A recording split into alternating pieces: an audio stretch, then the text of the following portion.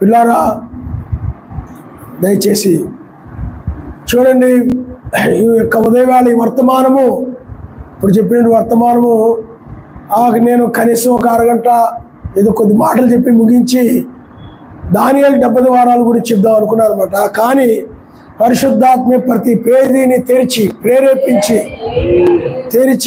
ఆయనే ఆ మాటలన్నింటినీ కూడా తెలియజేసిన దాన్ని బట్టి ఆయన నామానికే ఘనత మహిమ ప్రభావం కలిగి పరిశుద్ధాత్మ నా వాటిలోని తీసుకొని మీకు బోధించుంటున్నాను. పరిశుద్ధాత్మ ఇప్పుడు కూడా బైబిల్లోని విషయాలను తీసుకొని అందుకని పరిశుద్ధాత్మ వల్ల మాత్రమే బయలుపరచబడతాయి ఏ వాక్యమే. అందుకని పరిశుద్ధాత్మ కలిగిన వారు వీటిని గ్రహించగలుగుతారు తప్ప ప్రకృతి సంబంధించిన మనుషులు ఈ వర్తమానాలు గ్రహించలేరు. కాబట్టి పిల్లారా, మనము ఇప్పటి వరకు మనం ఎందుకు పిలువబడ్డాము, వివాదం అధికం కాకమునిపే దాన్ని 1-2 సార్లు చెప్పి దాన్ని ఆ వివాదాన్ని అంతటితో విడిచిపెట్టేసి సహనంతో క్షమిస్తూ ప్రేమ కలిగి ఉండమని వాక్యం చెప్పడం మనం చూసాం.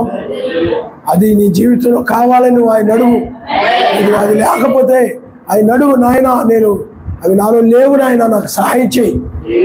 అప్పుడు ఆయన ఇస్తాడు. అడుగుడి మీకు ఇవ్వబడును, తట్టుడి మీకు చేరబడును. అప్పుడు పరిశుద్ధాత్మ ద్వారా మీకు ఇవ్వబడతాయి. ఎందుకంటే పరిశుద్ధాత్మ వాటిని అనుగ్రహించేది పరిశుద్ధాత్మ. హల్లెలూయా, హల్లెలూయా. పిల్లారా, ఇప్పుడు మనము దానియేలు యొక్క 70 వారములు దీని మీద కూడా బ్రహ్మాన్ గారు చెప్పారు. కానీ అది ఆ కాలం కొంతవరకు ఆయన చెప్పి ఆగిపోయారు. కానీ మిగతాది ఇప్పుడు మనకు ఆరంభమైన దాని దగ్గర నుండి మనం దాని గురించి చూద్దాం. ఈ వర్తమానం చెప్పాలంటే బోర్డు ఉండాలి. కానీ మనకి బోర్డు అది ఇక్కడ ఏర్పాటు చేసిన సెలలో అది దూరానికి సరిగా కనబడదని అన్నారన్నమాట. అందుని బట్టి ఇంకా బోర్డు కూడా మనం తీసుకోలేదు.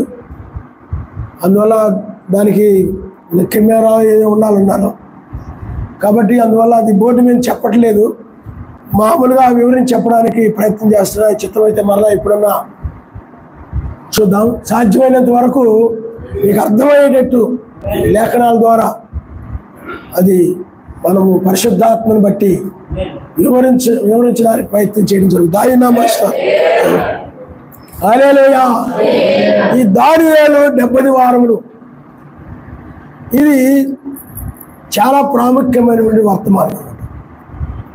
ఎందుకంటే దానియేలు యొక్క 70 వారాలు అవి యూదులకు సంబంధించినటువంటి వారములవి.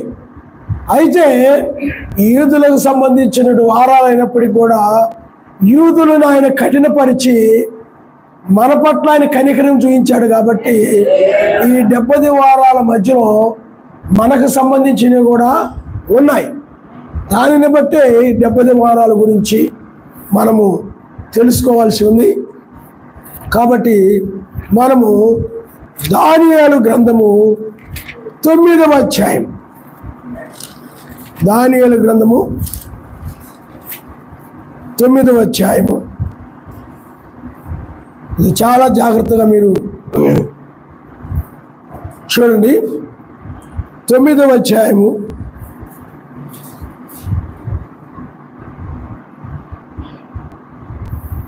మనం చదువుకుందాం. మొదటి నుండి మనం మీరు చదవండి. మాదీయుడగు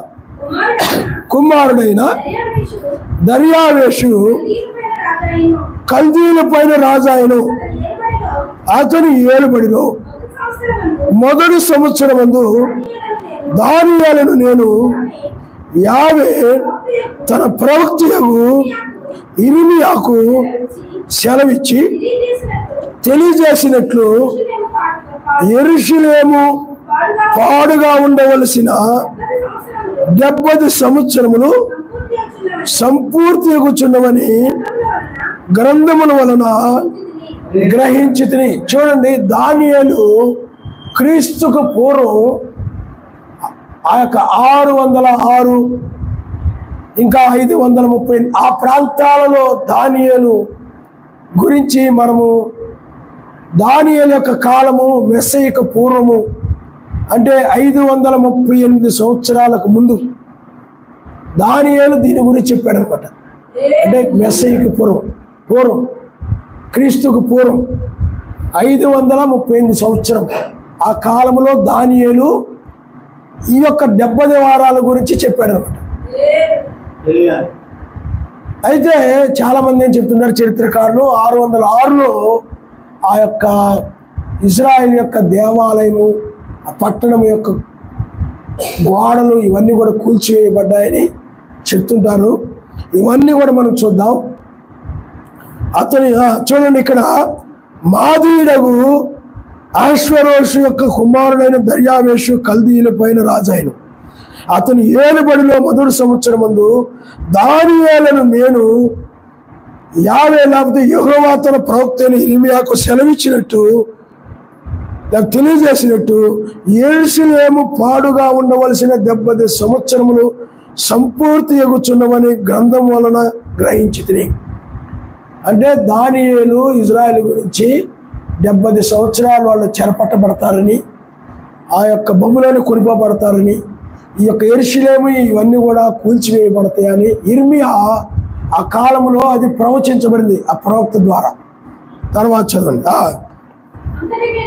అంతటా నేను అంటే దానియేలు నేను గోడి పట్టు కట్టుకొని ధూళి తలపైన వేసుకొని ఉపవాసం ఉండి ప్రార్థన జ్ఞాపనలు చేయుటకు ఎలోహిమగు సర్వశక్తిమంతుని ఎదుట నా మనస్సును నిబ్బరము చేసుకుంటుని నేను నా సర్వశక్తిమంతుని యావే ఎదుట ప్రార్థన చేసి ఒప్పుకున్నది ఏమనగా ఎలోహిం మహత్యము కలిగిన భీకరుడు ఎలోహిం నీ ఆజ్ఞలను అనుసరించి నడుచువారి ఎడల నీ నిబంధనను నీ కృపను జ్ఞాపకము చేయవాడా మేమైతే నీ దాసులకు ప్రవక్తలు నీ నామమును బట్టి మా రాజులకును మా అధిపతులకును మా పితరులకును యూదయ దేశుల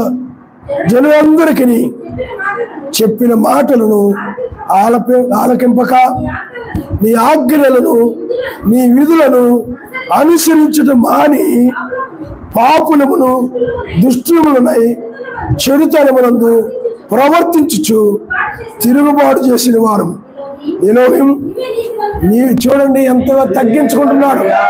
మేమందరం కూడా నీకు విరోధంగా నడిచిన వారమే, మేము పాపులమే, మేము దుష్టులమే, మేము దోషులమే, మేము నీకు విరోధంగా నడిచావయా. ఆ విధంగా వాళ్ళు ఉన్నట్టుగా ఒప్పుకుంటున్నారు. హల్లెలూయా. అక్కడ దానియేలు ఆ విధంగా ప్రార్థన చేస్తున్నాడా? ఎలోహిం నీవే నీతిమంతుడు, మేమైతే సిగ్గు చేత ముఖ వికారం నొందిన వారము, మేము నీ మీద తిరుగుబాటు చేసింది. దానిని బట్టి నీవు సకల దేశములకు మమ్మల్ని తరిమితివి.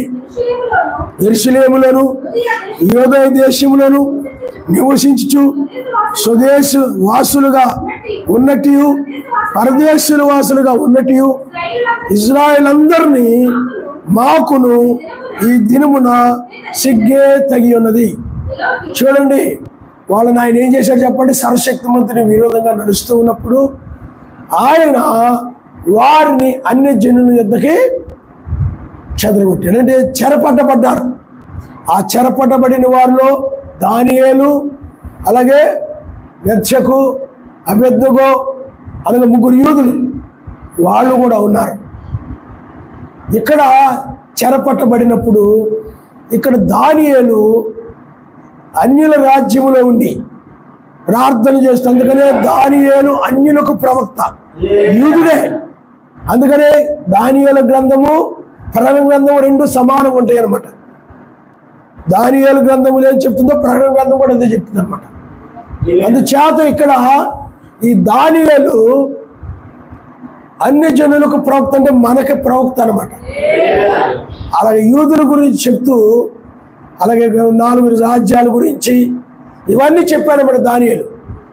అందుచేత దానియేలు ఇక్కడ ప్రార్థన చేస్తూ ఉన్నాడు. తర్వాత చూడండి, ఎలోహిం నీకు విరోధముగా పాపము చేసినందున మాకును మా రాజులకును మా అధిపతులకును మా పితరులకును ముఖము చిన్నబోవునట్లుగా సిగ్గే తగినది. మేము మా సర్వశక్తిమంతుడు యావేకు విరోధముగా తిరుగుబాటు చేసితిమి. అయితే ఆయన కృపా క్షమాపణలు గల సర్వశక్తిమంతుడై ఉన్నాడు.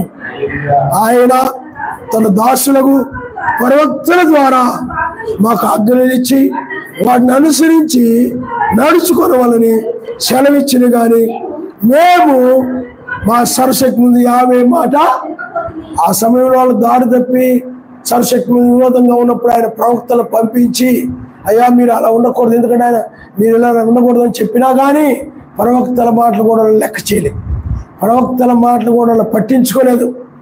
ఆ విధంగా ఉన్నారు.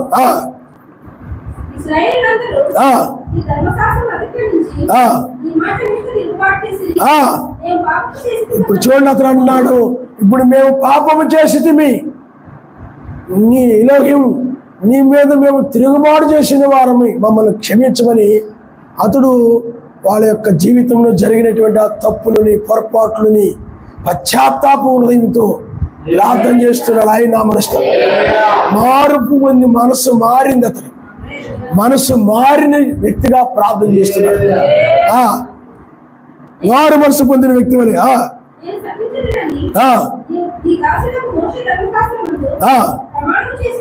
ప్రమాణము చేసినట్లు యెరూషలేములో జరిగిన కీడు మరి ఏ దేశంలోనూ జరగలేదు. ఆయన మా మీదకిని మాకు ఏలికలుగా ఉండు మా న్యాయాధిపతుల మీదకిని ఇంత గొప్ప కీడు రప్పించి తాను చెప్పిన మాటలు నెరవేర్చును. అంటే యెరూషలేము మాట వినకపోవడం వలన ఏమొచ్చిందనంటే యెరూషలేము మీద కీడు వచ్చేసింది. ఏమని తర్వాత చదువు, మోషే ధర్మశాస్త్రం ముందు రాసిన కీడంతయు మాకు సంభవించినను మేము మా చెడు నడవడి మానకపోతివి.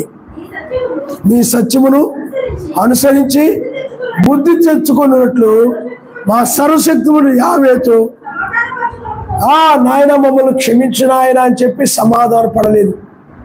ఇంత కీడొచ్చినా ఇన్ని జరుగుతున్నా కానీ మా జీవితాలు మేము మార్చుకోలేదు, మా పాపాలు మేము విడిచిపెట్టలేదు. ఎందుకు చదివిస్తున్నానంటే ఈ ప్రార్థన కొన్ని మాటలు ఉన్నాయి, కూడా మంచి మాటలు. హల్లెలూయా. ఏ విధంగా పశ్చాత్తాప హృదయంతో అతడు ప్రార్థన చేస్తున్నాడు.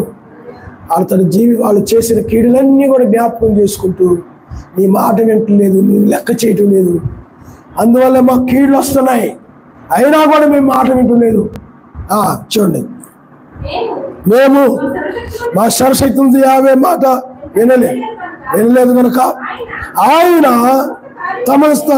తన సమస్త కార్యముల విషయమై న్యాయస్థుడైంది సమయమును కనిపెట్టి ఈ కీడు మా మీదకి రాజేశను.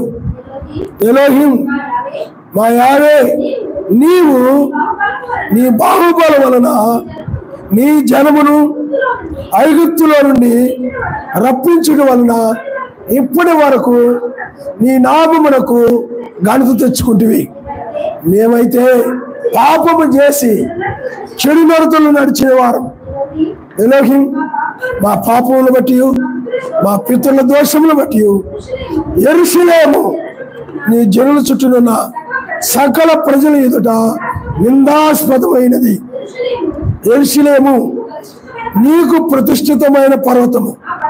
ఆ పట్టణం మీదకి వచ్చిన నీ కోపమును నీ రౌద్రమును తొలగనిమని నీ నీతి కార్యములన్నిటిని బట్టి విజ్ఞాపన చేయుచున్నాను.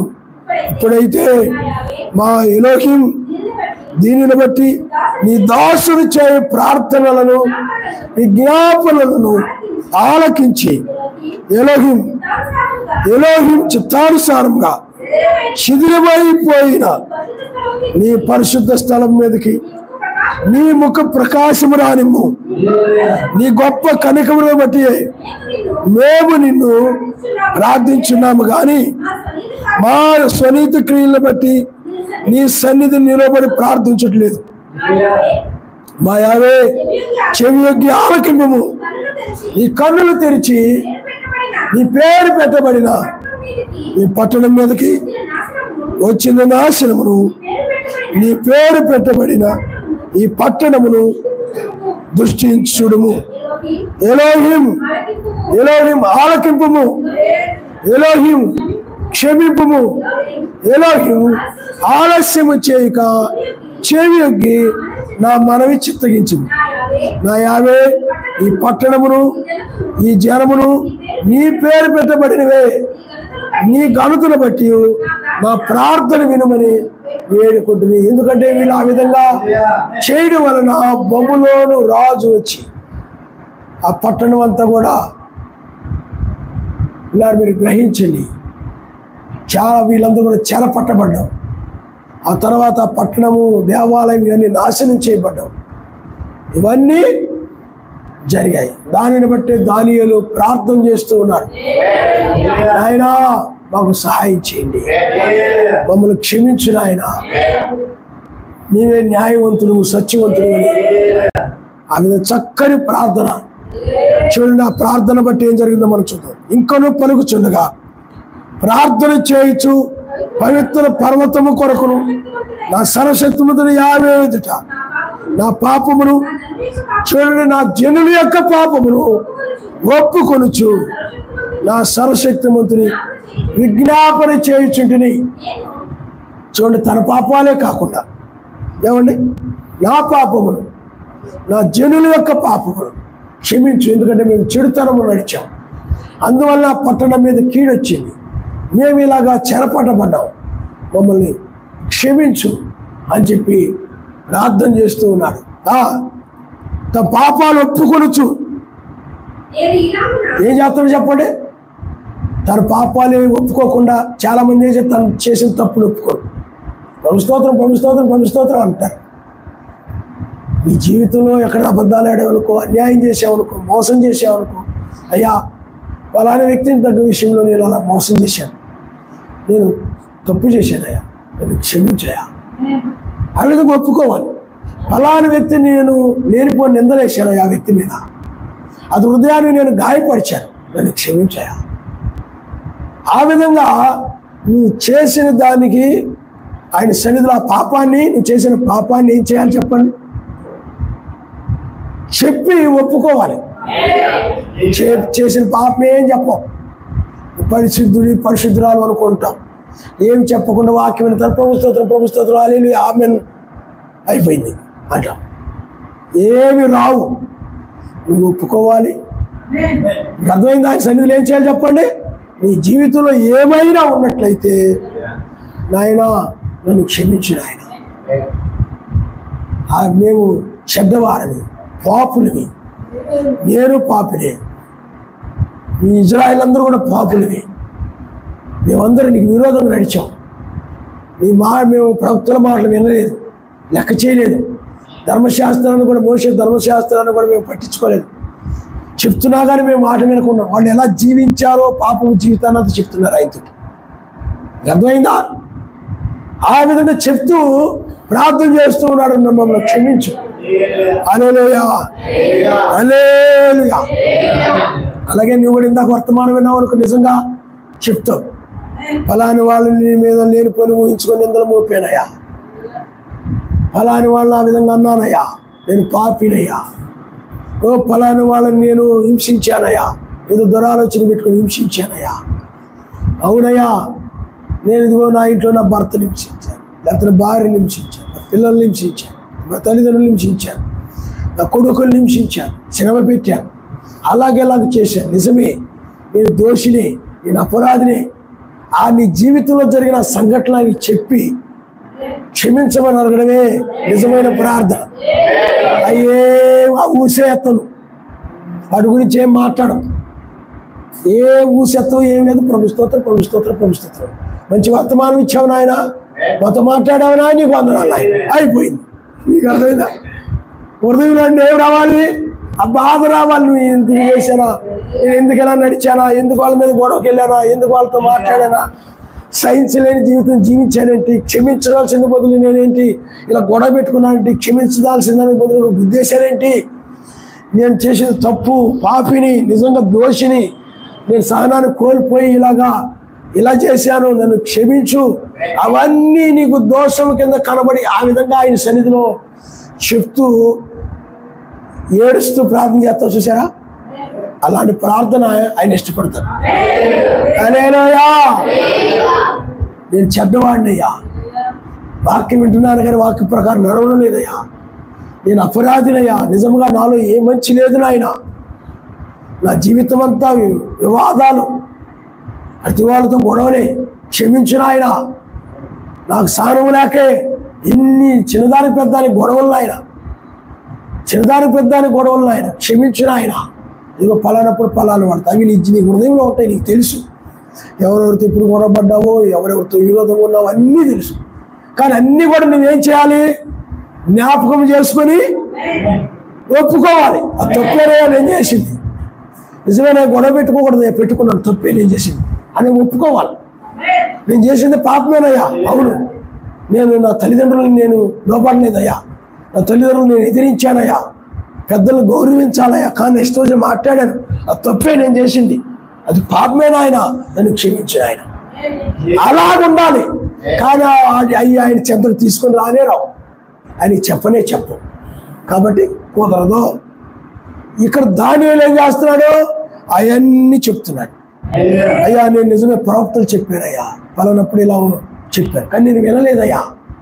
నువ్వు కూడా కొన్నిసార్లు సేవకులు వర్తమానం ద్వారా విన్నా కూడా నేను పట్టించుకోకుండా వెళ్ళిపోయినయ్యా, పట్టించుకోలేదయ్యా, వినలేదయ్యా, అది పాపమే, నన్ను క్షమించలేదు. ఆ విధంగా ఒప్పుకోవాలి. కానీ నీ జీవితంలో అయ్యా ఎన్నో తప్పులు ఉంటాయి, ఒప్పుకోకుండా ప్రార్థన చేసుకొని వెళ్ళిపోతావు. అవి మళ్ళీ తిరిగి పని చేస్తుంటాయి నీకు. అవి మళ్ళీ ఏం చేస్తావు చెప్పండి? తిరిగి పని చేస్తుంటాయి మళ్ళీ నీ జీవితంలో. నిజంగా కరెక్ట్గా వాటిని చెప్పి ఒప్పుకున్నావు అనుకో, మళ్ళీ రెండోసారి చేయాలంటే సిగ్గేస్తుంది అనమాట. ఒకసారి ఒప్పుకున్నాను కదరా, మళ్ళీ తప్పు చేస్తే బాగోదురా అని సిగ్గు కలుగుతుంది. కానీ నువ్వేం చేస్తావు? ఏం ఒప్పుకోవు, అని దాచిపెట్టేసుకొని మురగబెట్టేసుకొని చివరికి ఏమైపోతుంది? మురిగిపోయి కంపు కొట్టేస్తా, జీవితం కంపు కొట్టేస్తా చివరికి. అందుకని ఎప్పటికప్పుడు ఒప్పుకోవాలి ఆయన సన్నిధి. ఏ రోజు కాదు నువ్వు ఎలా జీవించావు ఒకసారి పరిశీలించుకో.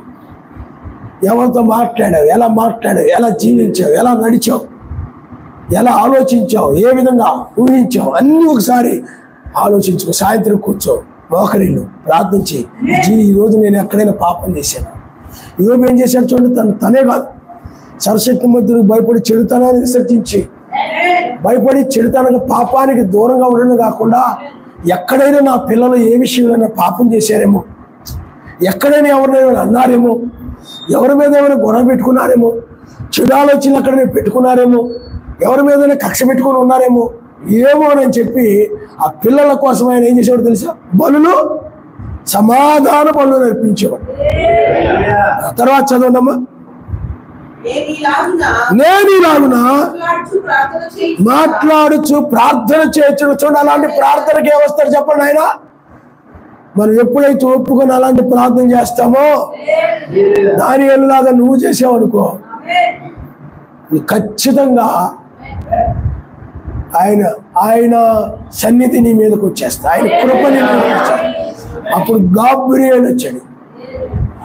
హల్లెలూయా. అందుట్లో మీకు అనుమానమే లేదు.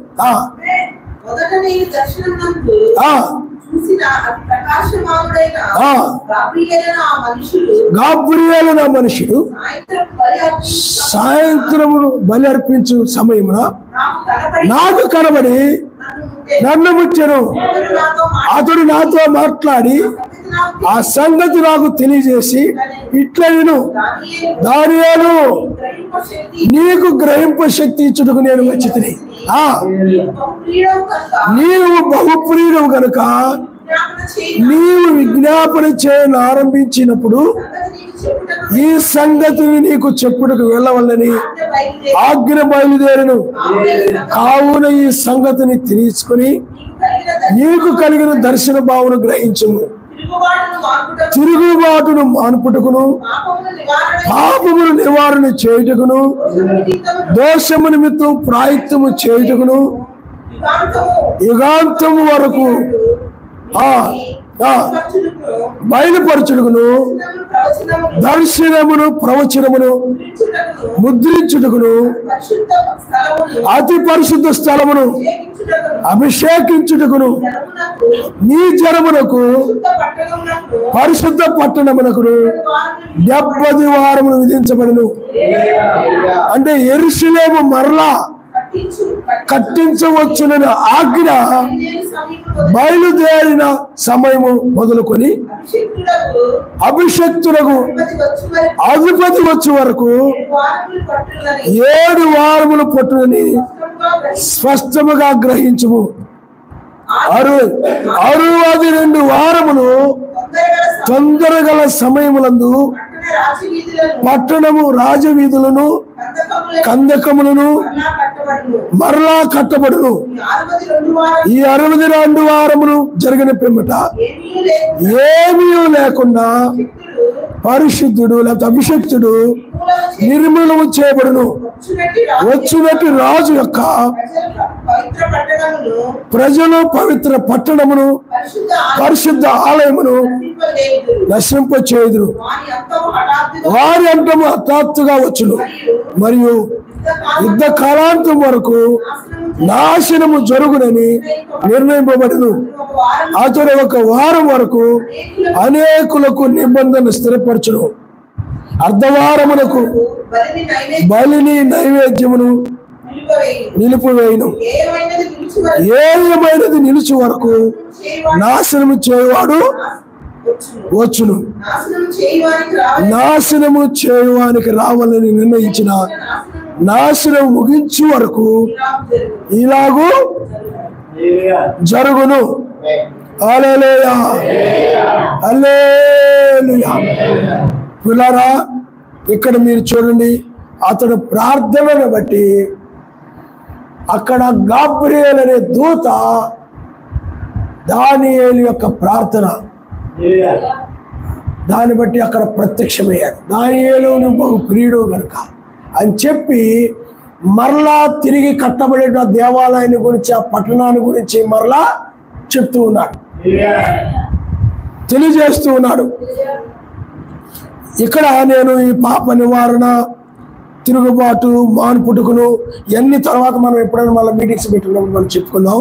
కానీ 70 వారాల గురించి మాత్రమే చెప్పడం జరుగుతుంది. చూడండి పిల్లారా, ఇక్కడ ఏం చెప్తున్నాడంటే చూడండి, దర్శనమును ప్రవచనమును ముద్రించుటకు అంటే అతి పరిశుద్ధ స్థలమును అభిషేకించుటకును నీ జనులకును పరిశుద్ధ పట్టణమునకు 70 వారములు విధింపబడింది. యెరూషలేము మరలా అంటే 25వ వచనం, యెరూషలేమును మరలా కట్టించవచ్చునని ఆజ్ఞ బయలుదేరిన యెరూషలేమును మరలా కట్టించవచ్చునని ఆజ్ఞ బయలుదేరిన సమయం మొదలుకొని అభిషక్తుడు అంటే మెస్సయ్య. అభిషక్తుడు అంటే ఎవరు చెప్పండి? మెస్సయ్య వచ్చే వరకు 70 వారములు. పిల్లలు చూడండి, వచ్చే వరకు 7 వారములు పట్టునని 7 వారములు పట్టునని స్పష్టంగా గ్రహించుము. 62 వారములు తొందరగల సమయములందు పట్టణపు రాజ వీధులను కందకములు మరలా కట్టబడను. ఈ 62 వారములు జరిగిన పిమ్మట ఏమీ లేకుండా అభిషిక్తుడు నిర్మూలము చేయబడను. వచ్చినట్టు రాజు యొక్క ప్రజలు పవిత్ర పట్టణమును పరిశుద్ధాలయమును నశింపు చేయుదురు. వారి అంతం హఠాత్తుగా వచ్చును మరియు యుద్ధ కాలాంతం వరకు నాశనము జరుగునని అతడు 1 వారమునకు అనేకులకు నిబంధన స్థిరపరచును. అర్ధవారమునకు బలిని నైవేద్యము నిలిపేయను. ఏమనేది నిలిచి వరకు. కాబట్టి పిల్లారా, ఇక్కడ మీరు చూడండి, మనము 24వ వచనంలో చూసాం, నీ జనులకును పరిశుద్ధ పట్టణములకును 70 వారములు విధించబడిను. 25వ వచనం దగ్గరకు వచ్చేటప్పటికి 7 వారములు పట్టునని, అధిపతి వచ్చే వరకు 7 వారములు పట్టునని అలాగే 62 వారములు అనేది ఉంది. ఇక్కడ మీరు గమనించాలి. దీని గురించి బెన్నాం గారు ఏం చెప్పారంటే 3 భాగాలు విభజించాడు అనమాట. కాలమును అర్ధవారము అన్నాడు. కాలము అని అంటే ఇక్కడ చెప్పబడినటువంటి 7 వారాలని కాలం అని చెప్పాడు. 62 వారాలని కాలములు అని చెప్పాడు అనమాట. మీకు అర్థమైందా మీకు? ఇప్పుడు దానినేమో అర్ధవారము, ఆ వారాన్ని గురించి ఆయన అక్కడ ఒక మాట చెప్పాడు. అయితే మీరు గమనించాల్సిన విషయం ఏంటంటే మరలా అది కూల్చివేయబడింది కదా మరి యెరూషలేము దేవాలయం ఇవన్నీ. మరలా కట్టవల్లని ఆజ్ఞ బయలుదేరిన దగ్గర నుండి, కట్టవల్లని ఆజ్ఞ బయలుదేరిన దగ్గర నుండి అభిషక్తుడు నిర్మూలన చేయబడి వరకు కూడా. అర్థమైందా? అలాగే మరలా శ్రమకాలం వరకు కూడా, అర్ధవారం శ్రమకాలం వరకు కూడా. అంటే హేయమైన వస్తువు అంటే ఇప్పుడు యెరూషలేములో ఆ యొక్క మసీదు ఉంది, అది హేయమైన వస్తువు అనమాట. అర్థమైందా? కాబట్టి అంటే ఇది ఒక విధంగా చెప్పాలంటే 1000 ఏళ్ల పాలన వరకు కూడా ఈ 70 వారాలు ఉన్నాయి అన్నమాట.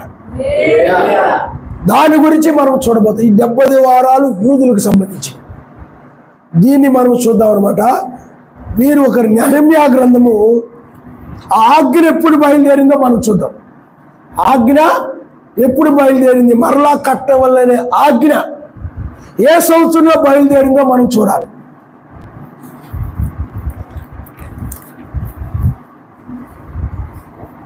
నెహెమ్యా గ్రంథము 2వ అధ్యాయము మొదటి నుండి మీరు ఒకసారి చూడండి.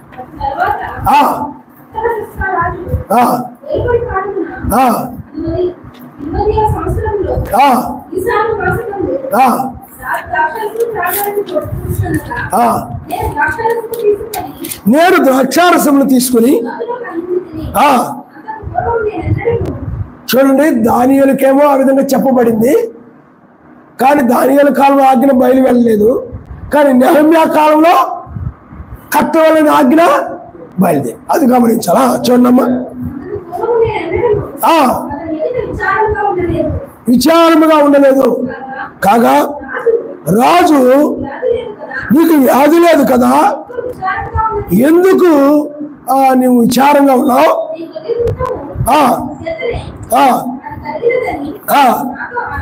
నాతో అనగా నేను మిగులు భయపడి రాజు చిరంజీవి అగునుగాక. చూడండి, నా పితరుల సమాధులుండు పట్టణం పాడైపోయి దాని గుమ్మములను అగ్ని చేత కాల్చివేయబడి ఉండగా నాకు దుఃఖముఖము లేకపోవునా అని రాజుతో అంటిని. అప్పుడు రాజు ఏమి కావలసిన నీకు మనవి చేయుచున్నామని అడుగుగా నేను ఆకాశమందున్న సర్వశక్తివంతునికి ప్రార్థన చేసి రాజుతో నీ సముఖమందు నేను దయపొందిన ఎడల పట్టణమును తిరుగు కట్టునట్లుగా నన్ను యూదా దేశమునకు పంపుడని వేడుకొనుచున్నానని నేను మనవి చేసి తిని. అందుకు రాజు నీ ప్రయాణము ఎన్ని దినములు పట్టును, నీవు ఎప్పుడు తిరిగి వచ్చిన అని అడిగాను. నేను ఇంతకాలమని చెప్పినప్పుడు రాజు నన్ను పంపుటకు చిత్తము గలవాడైను. ఇది కాక రాజుతో నేను రాజున అనుకూలమైతే యూదా దేశమున నేను చేరు వరకు నన్ను దాటించినట్లుగా నది అవతలనున్న అధికారులకు తాకీదులను పట్టణ ప్రాకారములకును మందిరములకు సంబంధించిన కోట గుమ్మములకును నేను ప్రవేశించబో ఇంటిని దూలములు గురానులు ఇచ్చినట్లుగా రాజుగారి అడవులకు కాయు ఆసాపులకు ఒక తాకీదుని అడిగి తిని. అలాగున నాకు తోడుగా ఉండి నాకు రొమ్ము చూపుచున్న నా సర్వశక్తిమంతుడు కన్నాస్తము కొలది రాజు నా మనం అంగీకరించను. ఇక్కడ రాజుగారు చేశారు అంటలేదు, రాజు నా మనవి అంగీకరించండి, ఆయన కృప వల్ల జరిగింది అన్నాడు. అది కోరేషు చక్రవర్తి కాలంలో. తర్వాత చదవండమ్మా.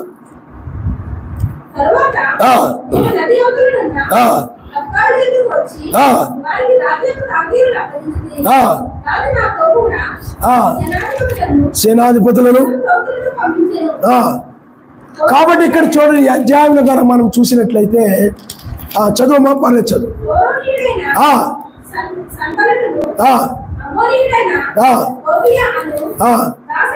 దాసుడును విని బహుగా దుఃఖపడి. కానీ ఇక్కడ చూడండి, ఇక్కడ రాజు ఏం చేశాడనంటే తిరిగి మరలా యెరూషలేమును కట్టించుకుని కొరకు అనుమతి ఇచ్చాడు, వెళ్ళమని ఆజ్ఞించాడు. ఇది అర్థమైందా? వెళ్ళు అప్పుడు అతను అన్నాడు, నేను ఆ యొక్క దేవాలయము లేకపోతే ఆ పట్టణానికి కావాల్సినవి కలప ఇవన్నీ బోర్డు అవసరం అవుతాయి కదా మరి అని రాజుగారు అన్నారు. సరే అన్నారు. కాబట్టి ఈ యొక్క ఆజ్ఞ, వెళ్ళమనేటువంటి ఆజ్ఞ ఎప్పుడు బయలుదేరిందంటే క్రీస్తుకు పూర్వం. పిల్లారా, క్రీస్తుకు పూర్వం అంటే నేను ఇక్కడ కొన్ని బుక్కులు రాసుకున్నాను అనమాట. ఎందుకంటే ఈ యొక్క 2-3 రోజులు ఈ యొక్క మీటింగ్స్కి ముందు ఒక 6 రోజులు ఇంట్లోనే ఉండిపోయాను, ప్రార్థన చేసుకుంటూ కనిపెడుతూ. మందిరం దగ్గర కూడా సరిగ్గా రాలేదు, బ్రదర్లు పనిచేస్తున్నా కానీ నేను అక్కడే ఎక్కువగా ఉండి ఆ విధంగా కనిపెడుతూ ఆయన ఏం మాట్లాడతాడు, ఏం బయలుపరుస్తాడని. అందుకని మనం ఏదో యూట్యూబ్లో చదివో లేకపోతే వినో లేకపోతే ఏదో అక్కడ ప్రసంగాలు ఇక్కడ ప్రసంగాలు అవి రాసుకోనో ఏదో అలా చెప్పడం కాదు. అక్కడే కాపీ కొట్టి ఇక్కడే కాపీ కొట్టి వాళ్ళ బోధలేని అవి పట్టుకొని అవి కరెక్ట్ అనుకొని ఏదో ఎగిరెగిరి చెప్పడం కాదు. అవి కాదు, ఆయన బయలుపరచాలి. బయలుపరిచాడు అనుకోండి, అప్పుడు నేను బ్రహ్మాం గారు ఏం చెప్పారా, బైబిల్ ఏం చెప్తుందో చూస్తాను. అప్పుడు అది వాక్యానికి సరిపోతేనే అది ఇక్కడికి వస్తుంది అన్నమాట. ఆయన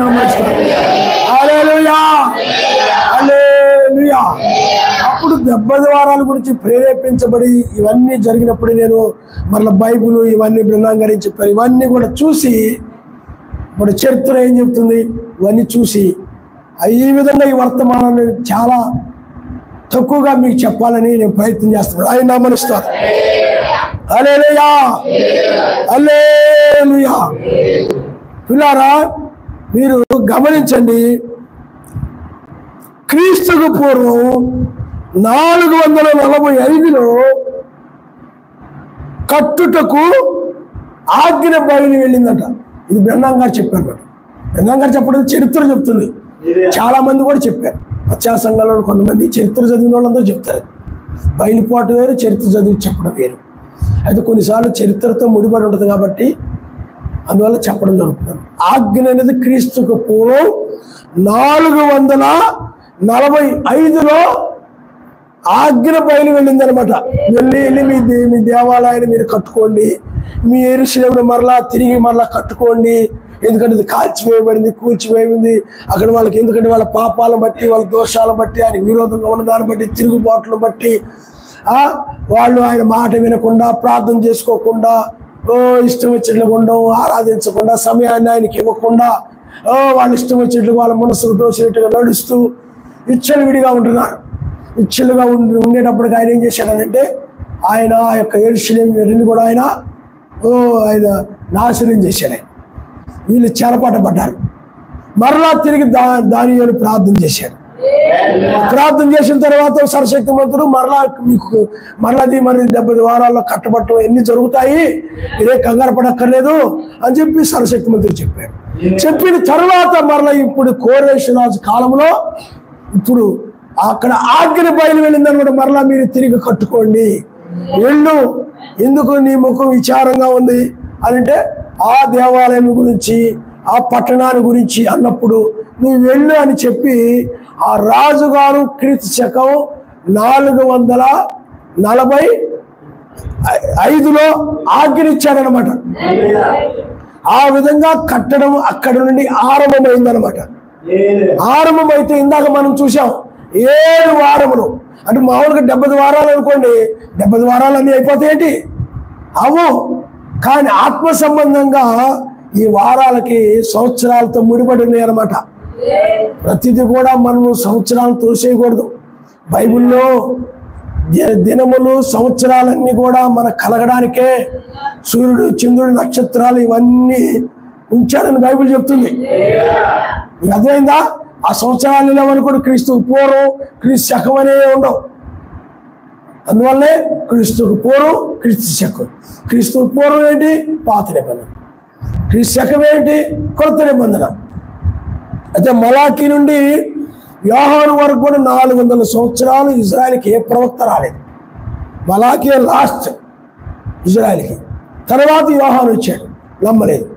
అంటే ఈ 400 సంవత్సరాల కాలంలో శాస్త్రులు, పరిసయ్యులు, సద్దూకయ్యులు ఇలాంటి వాళ్ళందరూ పోగయ్యారు, తయారయ్యారు అన్నమాట. కాబట్టి పిల్లారా, ఆ సంవత్సరాలు లోనికి మార్చి చెప్పారన్నమాట. అలా ఎలాగంటే 7 వారములు అంటే అప్పుడు 7 ఏళ్ళు 49 అంటే 49 సంవత్సరాలు. అంటే 7 వారములు అంటే 7 ఏళ్ళు 49. అప్పుడు ఎన్ని సంవత్సరాలు? 49 సంవత్సరాలు. అలాగే 62 సంవత్సరాలు ఇంటూ మళ్ళీ 7 సంవత్సరాలు, మళ్ళీ 7. అప్పుడు ఎన్ని వచ్చారంటే పిల్లరా 483 సంవత్సరాలు అనమాట. అంటే ఇక్కడ అందుకనే ఈ వారములను చూసాం కదా ఇందాక, అదేమో కాలం. ఈ 62 వారములు అంటే కాలములు. కాబట్టి ఇప్పుడు ఈ 49 అలాగే 67 ఏమండి చూడండి, క్షమించండి, 62 ఇంటూ 7 434 సంవత్సరాలు అనమాట. జాగ్రత్త చూడండి, 62 వారములు అన్నాడు ఇందాక బైబిల్లో, దానియేలు గ్రంథంలో మనం చూసాం. 7 వారములను ఉంది. 7 వారములు అంటే 7 ఏళ్ళు 49. 62 వారములు అంటే 6 ఇంటూ 7 484 సంవత్సరాలు. అవి 2 కలిపితే 484 సంవత్సరాలు అన్నమాట. 49 అంటే 7 ఇంటూ 7 కలపగా వచ్చిన 49 సంవత్సరాలు. 62 ఇంటూ 7 కలపగా వచ్చినటువంటి 434 సంవత్సరాలు 2 కలిపినప్పుడు 484 సంవత్సరాలు. అంటే ఇప్పుడు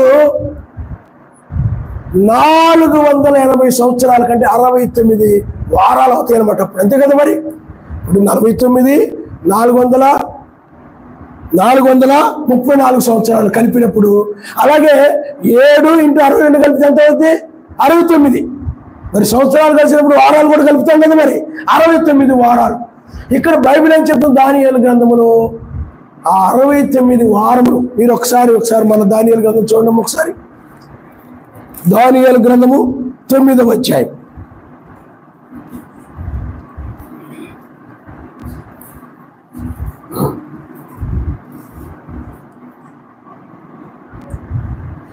చూడమ్మా 25వ వచనము నుండి. యెరూషలేమును మరలా కట్టించవచ్చు నేను ఆజ్ఞ బయలుదేరిన సమయం మొదలుకొని అభిషిక్తులకు అధిపతి వచ్చే వరకు 7 వారముల పట్టుని స్పష్టంగా గ్రహించుము. 62 వారములు తొందరగల సమయములందు పట్టణము రాచక వీధులను కందకములు మరలా కట్టబడును. ఈ 2 వారములు జరిగిన పిమ్మట ఏమీ లేకుండా అభిషిక్తుడు నిర్మూలన చేయబడును అని ఉంది.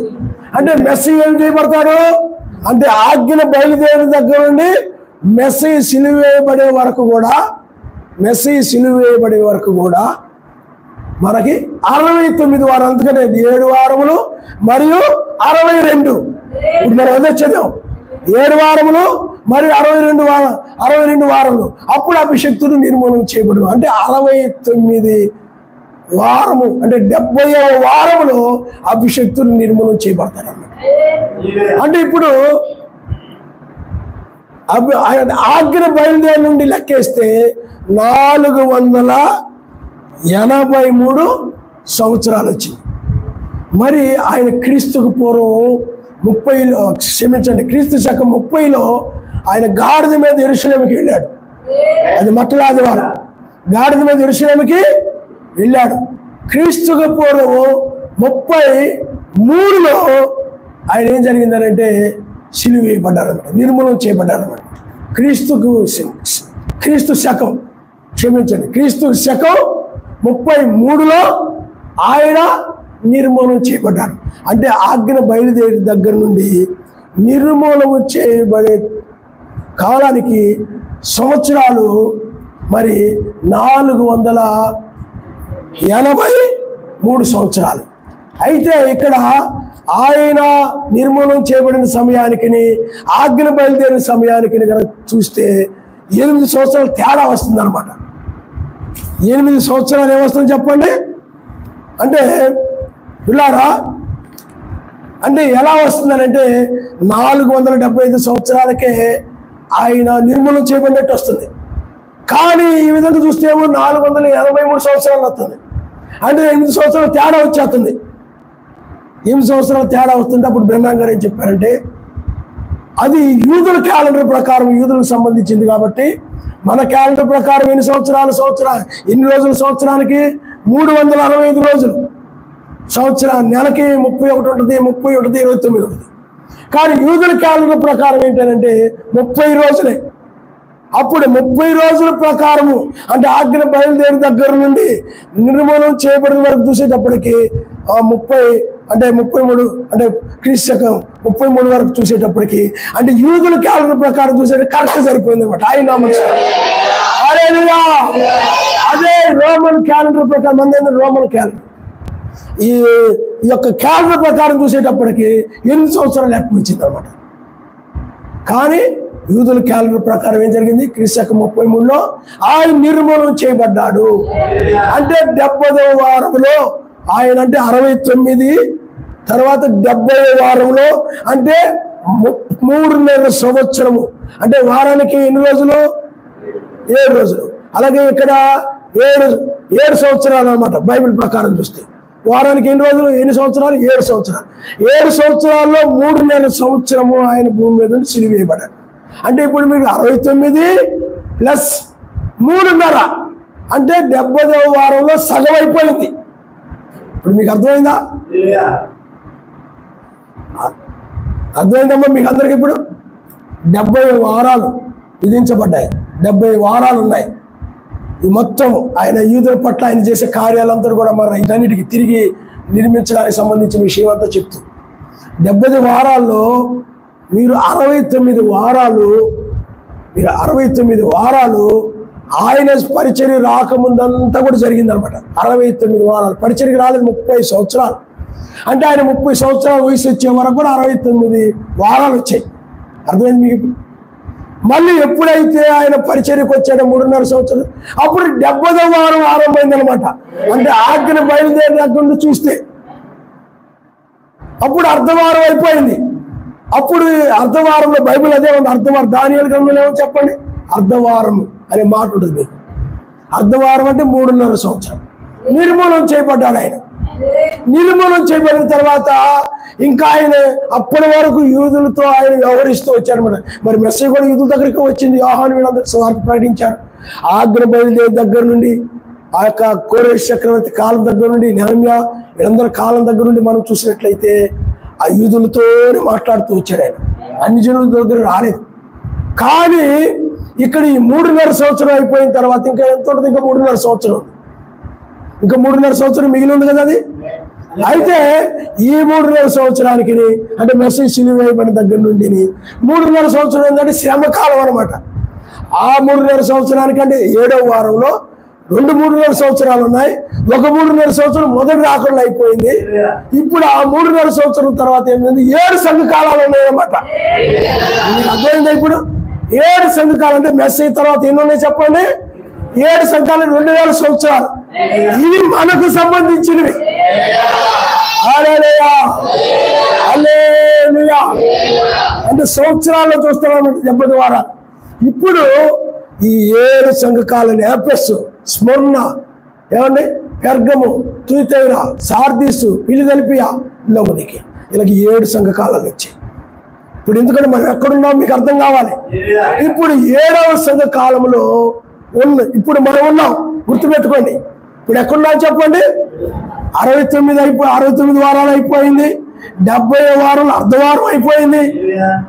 ఇంక యూదుల కోసం ఒక అర్ధవారమే ఉంది, వాళ్ళకు ఒక అర్ధవారం ఉంది. 70 వారాల్లో ఒక అర్ధవారమే ఉంది. కానీ ఇక్కడ మనకి మెస్ అయిన తర్వాత 2000 సంవత్సరాలు మనకి ఇచ్చాడు అనమాట. ఎందుకంటే వాళ్ళని కఠినపరిచాడు, ప్రపంచం నలుదికి చెదరగొట్టాడు. ఇప్పుడు మనము 7వ సంఘకాలంలో ఉన్నాం. 7వ సంఘకాలంలో 4 జాములు గుర్తుపెట్టుకోండి. చాలా మంది అంటారు 7వ సంఘకాలంతో ఇంకేమీ లేదు అని తెలియక 7వ సంఘకాలంలోనే 4 జాములు ఉన్నాయి. లేఖనాలు తెలియక ఏదో ఒక లేఖనాలు పట్టుకొని మాట్లాడే వాళ్ళు చాలా మంది ఉంటారు. 7వ దూత తర్వాత ఇంకేమీ లేదు, అది లేదు, ఇది లేదు అంటుంటారు మరి చాలా మంది. మరి 7వ దూత తర్వాత ఏమి లేకపోతే వేకుచుక్క గురించి అంటే 2వ పేతురు రాసిన పత్రిక 1:19 చెప్పబడిన వేకుచుక్క గురించి బ్రహ్మాం గారి పరిచయంలో నెరవేరాల. ఇంకా పోను బ్రహ్మాం గారు చెప్పారంటే ఆ యొక్క వేకు నక్షత్రము అది జరిగినప్పుడు, అక్కడ జరిగినప్పుడు ఆయన రాజ్యం యొక్క సంగతులు ముఖాముఖిగా పంచుకుంటాడు, అంటే రాబోయే పగల గురించి చెప్తాడు అనే దాని గురించి బ్రహ్మాం గారు చెప్పారు తప్ప. కానీ బ్రహ్మాం గారి సంఘాల్లో ఉన్న చాలా మంది ఆ లేఖనాలు ఏం చూడరు. అలా తెలియదు 1963లో 2వ రాకడ జరిగిందని చెప్తుంటారు. బ్రహ్మాం గారు క్రీస్తుని చెప్పేవాళ్ళు ఉన్నారు. కానీ ఇప్పుడు ఆ సబ్జెక్ట్ మంది కాదు. కాబట్టి ఇప్పుడు మనము 7వ సంఘకాలంలో మనం ఉన్నాము. విన్నారా? 7వ సంఘకాలం. అందుకని ప్రకటన గ్రంథములో మీరు గమనించండి, ప్రకటన గ్రంథంలో 1, 2, 3 అధ్యాయాలు 7 సంఘకాలాలు ఉన్నాయి. అలాగే ప్రకటన గ్రంథం 4వ అధ్యాయంలో ఎక్కిరమ్మనే స్వరం ఉంది. ఎక్కిరమ్ము బోరధ్వని ఉందన్నమాట. ఇప్పుడు మనం ఇక్కడ ఉన్నాం అనమాట. లోకమేమో 7వ సంఘకాలంలో ఉంది, మనమేమో తెల్లవారుజామున. బైబిల్లో మీరు చూడండి, ఆయన రాకడ బైబిల్లో తెల్లవారుజామునే జరుగుతుంది. తెల్లవారుజామునే జరుగుతుంది ఉంది. కారణం ఎందుకంటే నిద్ర మేలుకొని వెళ్ళని తెలుసుకుని ఇలాగూ చేయడు. విశ్వాసం లేనప్పుడు కానీ రక్షణ సమీపం. ఇదిగో త్వరగా వస్తున్నానని చెప్పిన ఆయనే ప్రకాశమానమైన వేకుచుక్కనై ఉన్నాను అన్నాడు. త్వరగా చెప్పింది ఎవరు? ఆయనే. వారి కిలిచపు జీతం ఇచ్చేది నేనే అన్నాడు. నేనే ప్రకాశమానమైన వేకుచుక్కను అన్నాడు. సంఘం కోసం సాక్ష్యం ఇచ్చింది నా దూతను పంపాను అన్నాడు. సంఘాల గురించి 7 సంఘాల గురించి సాక్ష్యం ఇచ్చింది బ్రహ్మాం గారే. 7వ దూతే పంపింది ఆయనే. మరి ప్రకాశమానమైన వేకుచుక్కనై ఉన్నాను అన్నాడు ఆయన. కాబట్టి వేకుచుక్కను ఆయనే, ప్రకాశమైన వేకుచుక్క అన్నారు. కాబట్టి వేకుచుక్కపు ఎప్పుడు తోయిస్తే తెల్లవారుజామునే వస్తుంది. అందుకని మార్క్స్ వార్తలు ఏముంది? అస్తమయమును వచ్చును, అర్ధరాత్రి వచ్చును, కోడి కూసే వేళ వచ్చును, తెల్లవారుజామును వచ్చును అను. అస్తమయం వచ్చును, అర్ధరాత్రి వచ్చును, కోడి కూసే వేళ వచ్చును, తెల్లవారుజామును వచ్చును. మరి వేకుచుక్క అంటే అస్తమయం రాదు, అర్ధరాత్రి రాదు, కోడి కూసే వేళ రాదు, తెల్లవారుజామునే రావాలి. తెల్లవారుజామునే ఆయన 1996 అంటే 2000 సంవత్సరాల ముగింపులోనే ఖచ్చితంగా రావాలి. ఎందుకంటే ప్రతి 2000కు ఒక రక్షణ వచ్చింది. ఆదాము దగ్గర నుండి నోహు కాలానికి ఒక రక్షణ, అలాగే నోహు దగ్గర నుండి మొదటి రాకడ వరకు ఒక రక్షణ వచ్చింది. నామంలో బాప్తిజం పొందడం రక్షణ. ఇప్పుడు మరలా అక్కడి నుండి ఇప్పుడు 2000 సంవత్సరాలు. ఇప్పుడు నిద్ర మేలుకొని వాళ్ళలో లోతు వలె ఉగ్రత నుండి తప్పించుకోవడమే రక్షణ. ఈ విధంగా ఇప్పుడు రక్షణ. కాబట్టి ఖచ్చితంగా సమయం ప్రకారమే లేఖనాలు కాలము తగిన విధంగానే ఖచ్చితంగా తెల్లవారుజామున ఆయన ప్రత్యక్షమై ఆయన బయలుపరిచింది తెల్లవారుజాము. అందుకని లోకమంతా 7వ సంఘకాలంలో ఉంటే మనం తెల్లవారుజాము. హల్లెలూయా, హల్లెలూయా. కాబట్టి ఇప్పుడు ఈ తెల్లవారుజాములోనే మనం ఎత్తబడతాం. ఆయన మనసు ఎత్తబడే సమయం కూడా మనకు తెలియడం కోసమే. ప్రకృతిలో నక్షత్రాలు ఎలా ఉన్నాయో ఆత్మ సంబంధం కూడా నక్షత్రాలు ఎలా ఉన్నాయి. ప్రకృతిలో జాములు ఎలా ఉన్నాయో ఆత్మ సంబంధంగా కూడా జాములు ఉన్నాయి. జాముల ద్వారానే వెళ్ళారు బైబిల్లో, జాముల ద్వారానే. మరి రెబ్బకా ఉంది, సాయంకాలం ఎలియాజరు కలుసుకున్నాడు. సాయంకాలం అర్ధరాత్రి కోడి కూర్చారు, తెల్లవారుజాము వెళ్ళి ఇస్సాకును కలుసుకున్నాడు. అలాగే జాముల ప్రకారంగానే బైబిల్లో ఇప్పుడు కూడా మనకు జాములు ఉన్నాయి. కాబట్టి ఈ లౌదీయ సంఘకాలంలో 4 జాములు ఉన్నాయి. అందుకని బ్రహ్మం గారు సాయంకాల వర్తమానికుడు, ఇది ఉదయకాల వర్తమానం. అది సాయంకాల వర్తమానం ఏంటంటే ఇంకా భూమి మీదకి చీకటి రాబోతున్నది. అందుకు బైబిల్ చెప్తుంది పగలున్నంత వరకే మనం పని చేయవల్ల కానీ రాత్రి వచ్చేప్పుడు ఎవరు పని చేస్తాడని. కాబట్టి పగలంటే 2000 సంవత్సరాల సువార్త ఆ సమయము, అదే సాయంకాలం వచ్చినప్పుడు ఇంకా సువార్త ద్వారా మూయబడింది, ఇక చీకటి వచ్చేసింది భూమి మీదకి. మీరు సాయంత్రం తర్వాత ఏమవుతుంది? చీకటి వస్తుందా? వచ్చి లోకమంతా చీకట్లో ఉంది. ఇప్పుడు మనం తెల్లవారుజాములో ఉన్నాం. బ్రహ్మాంగారు ఉన్నంత వరకే సాయంకాలం, ఇక సాయంకాలం ముగించబడింది. లోకం ఇక చీకట్లో, సాయంకాలం తర్వాత చీకటి వచ్చాయి. మనకేమో తెల్లవారుజాములో మనం ఉన్నాం, వాళ్ళేమో రాత్రిలో ఉన్నారు, మనం తెల్లవారుజాములో. అందుకనే బైబిల్లో ఆయన రాత్రి వేళ దొంగ వచ్చినట్లు వచ్చున్నానంటే లోకమంతా రాత్రిలో ఉంది. మనం ఇప్పుడు దొంగ వేళ వచ్చి రాత్రి వేళలో తెల్లవారుజామున ఆయన బయలుపరిచాడు. హల్లెలూయా, హల్లెలూయా. అందుకని 7వ వర్తమానం వాళ్ళు ప్రకటిస్తూ ఈ యొక్క వేకు చుక్క రాకముందంత కాలం మనం కూడా 7వ సంఘకాలంలోనే ఉంటాం. వేకు చుక్క వచ్చిన తర్వాత 7వ సంఘకాలంలో అండి వేకు చుక్క 8వ దినము. ఇప్పుడు ఆయన దినంలోకి వచ్చాం, మనం ఆయన జాములోకి వచ్చాం, ఆయన గడిలోకి వచ్చాం. లోకం మాత్రము 7వ సంఘకాలం. ఎందుకంటే ఆ దినము లోకానికి తెలియదని ఉంది బైబిల్లో, ఆ జాబు లోకానికి తెలియదని ఉంది బైబిల్లో, ఆ గడి లోకానికి తెలియదని ఉంది బైబిల్లో. కాబట్టి ఆ దినము జాబు మనకే తెలుస్తాయి. అందులో మనం ఇక్కడ ఉంటే వాళ్ళేమో 7వ సంఘకాలం ఉన్నారు. అందులో 7వ వాడు వెళ్ళిపోతాం అంటే లోకం 7వ సంఘకాలం ఉంది. మనము కూడా ఇప్పుడు ఈ జాములో తెల్లవారుజాము నుండి ఈ 7వ సంఘకాలం ఎత్తబడతామని అర్థం అనమాట. హల్లెలూయా, హల్లెలూయా. కాబట్టి ఇప్పుడు ఈ తెల్లవారుజామున ఎవరైతే ఈ వర్తమానాన్ని బట్టి వాక్యమునకు భయపడి ఆయన ఎవరైతే ప్రేమిస్తున్నారో, ఆ రాజ్యాన్ని ఎవరైతే ప్రేమిస్తున్నారో, ఆ నూతన భూమిని ఎవరైతే ప్రేమిస్తున్నారో, ఆయనతో సదా ఎవరైతే ఉండాలనుకుంటున్నారో వారు ఈ లోకాన్ని విడిచిపెట్టేసి ఆయనతో పాటు వెళ్ళిపోతారు. వాళ్ళ బంధువులని నువ్వు అంటావు, నీ బంధువులు అంటారు నువ్వు చర్చికి వెళ్ళడానికి లేదు అంటారు. ఉదాహరణ చెప్తున్నాను, నేను వెళ్ళాలంటాను. అలాగైతే నీకు మాకు సంబంధం లేదంటారు. నీ భక్తి నువ్వు చేసుకో, నీకు మాకు సంబంధం లేదంటారు. అవునను, నిజమే. ఎందుకంటే నువ్వు ఆ రాజ్యం కాబట్టి అలాగే నిలబడు. కారణం ఎందుకంటే ఇప్పుడే కాదు, తర్వాత నీకు ఆయన వాళ్ళకి సంబంధం లేకుండా ఎత్తపడతాను. నీకు అర్థమవుతుందా?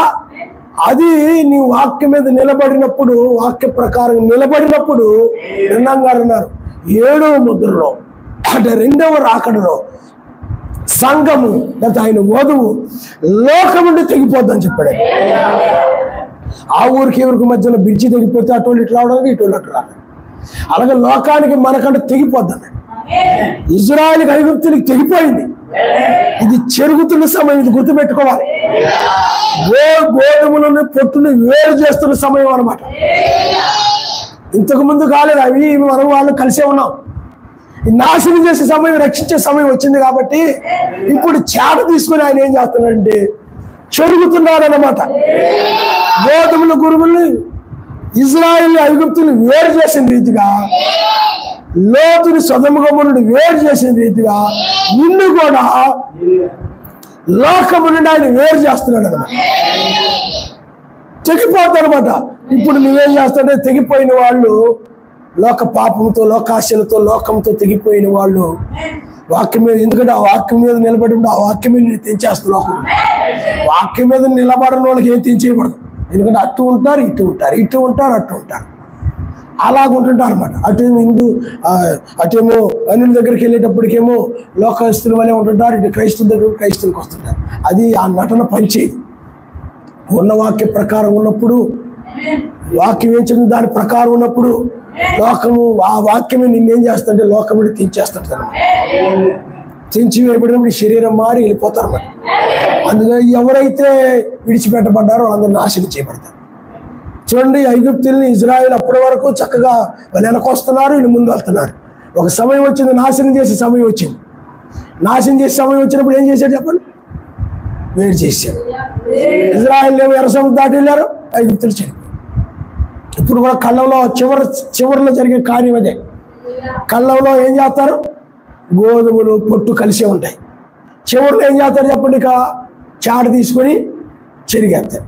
ఎందుకంటే గోధుమలు తీసుకుపోవాలి. గోధుమల్ని పొట్టుని వేరు చేసి, బైబిల్ చెప్తుంది అది, గోధుమలు కొట్టులో చేర్చుకుని పొట్టుని కాల్ చేస్తాడని. ఇంకా వాడు కాల్ చేయబోతున్నాడు, లోకంలో వారు నాశనం చేయబోతున్నాడు. నువ్వు వాళ్ళ కోసం వాక్యం మీరిపోయి నరకానికి వెళ్ళదు. ప్రేమ కలిగి ఉండదు. ఎవరిని ద్వేషించమని నేను చెప్పడం లేదు, అది మన పని కాదు. ప్రేమ కలిగి ఉండి నాకు మనం విన్న రీతి కానీ నిందలు వచ్చిన అవమానం ప్రేమ కలిగి ఉండు, కానీ నువ్వు వాక్యం మీద నిలబడు. అప్పుడు ఒకవేళ లోకం ఏదైనా నిన్ను తృణీకరించినా ఏమైనా నీవు వాక్యం మీదే నిలబడు. వాళ్ళు తృణీకరిస్తున్నారు కదా, వాళ్ళు ద్వేషిస్తున్నారు కదని వాళ్ళ యొక్క ఇష్ట ప్రకారం నడవద్దు. అంటే ఇష్ట ప్రకారం ఉంటే మంచిగా అయితే పర్లేదు, వాక్యానికి విరోధంగా ప్రేరేపిస్తుంటే నడవకూడదు. అది నేనేది అంటే వాళ్ళ నిమిత్తము నువ్వు పాపివి కావద్దు. పరిశుద్ధతను కాపాడుకో, నీతిని కాపాడుకో. వాళ్ళు నువ్వు కూడా ప్రేమ కలిగి ఉండు, ఎవరిని ద్వేషించొద్దు. నీకు అర్థమైందా?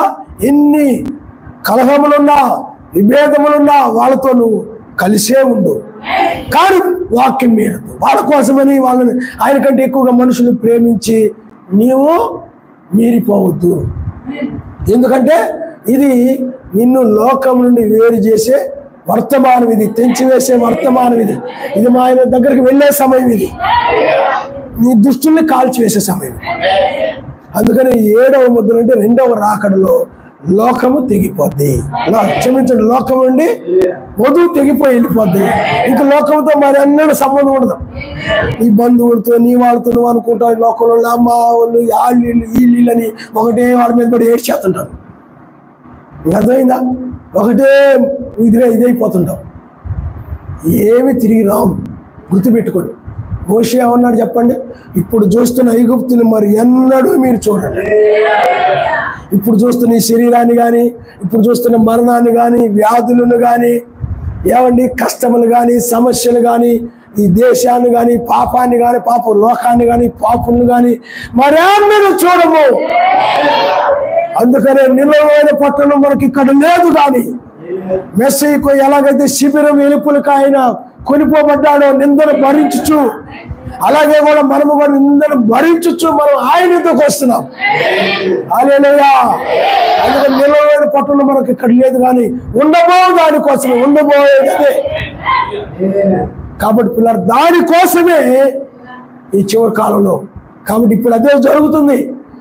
నిన్ను కళ్ళంలో చాట తీసుకొని ఎలాగైతే చెరుగుతారో అలాగే నిన్ను కూడా ఆయన ఈ వర్తమానం ద్వారా చెరుగుతున్నాడు. నువ్వేమో చాట్లో నిలుస్తున్నావు, నీతో ఉన్నప్పుడు పొట్టు లాంటి వాళ్ళు ఏమైపోతున్నావు అంటే కింద పడిపోతున్నారు. నీకు అర్థమైందని చెప్పింది. వాళ్ళు ఏం చేస్తారు? నిన్ను తృణీకరిస్తున్నారు. నువ్వైతే నువ్వు వాళ్ళు తృణీకరించిన ప్రేమే కలిగి ఉండు. ఇందాక వర్తమానం విన్నారు కదా, నిన్ను నిలివేసిన ప్రేమే కలిగి ఉండు. ఏమి విరుద్ధంగా వెళ్ళదు, వాక్యం మీద నిలబడు.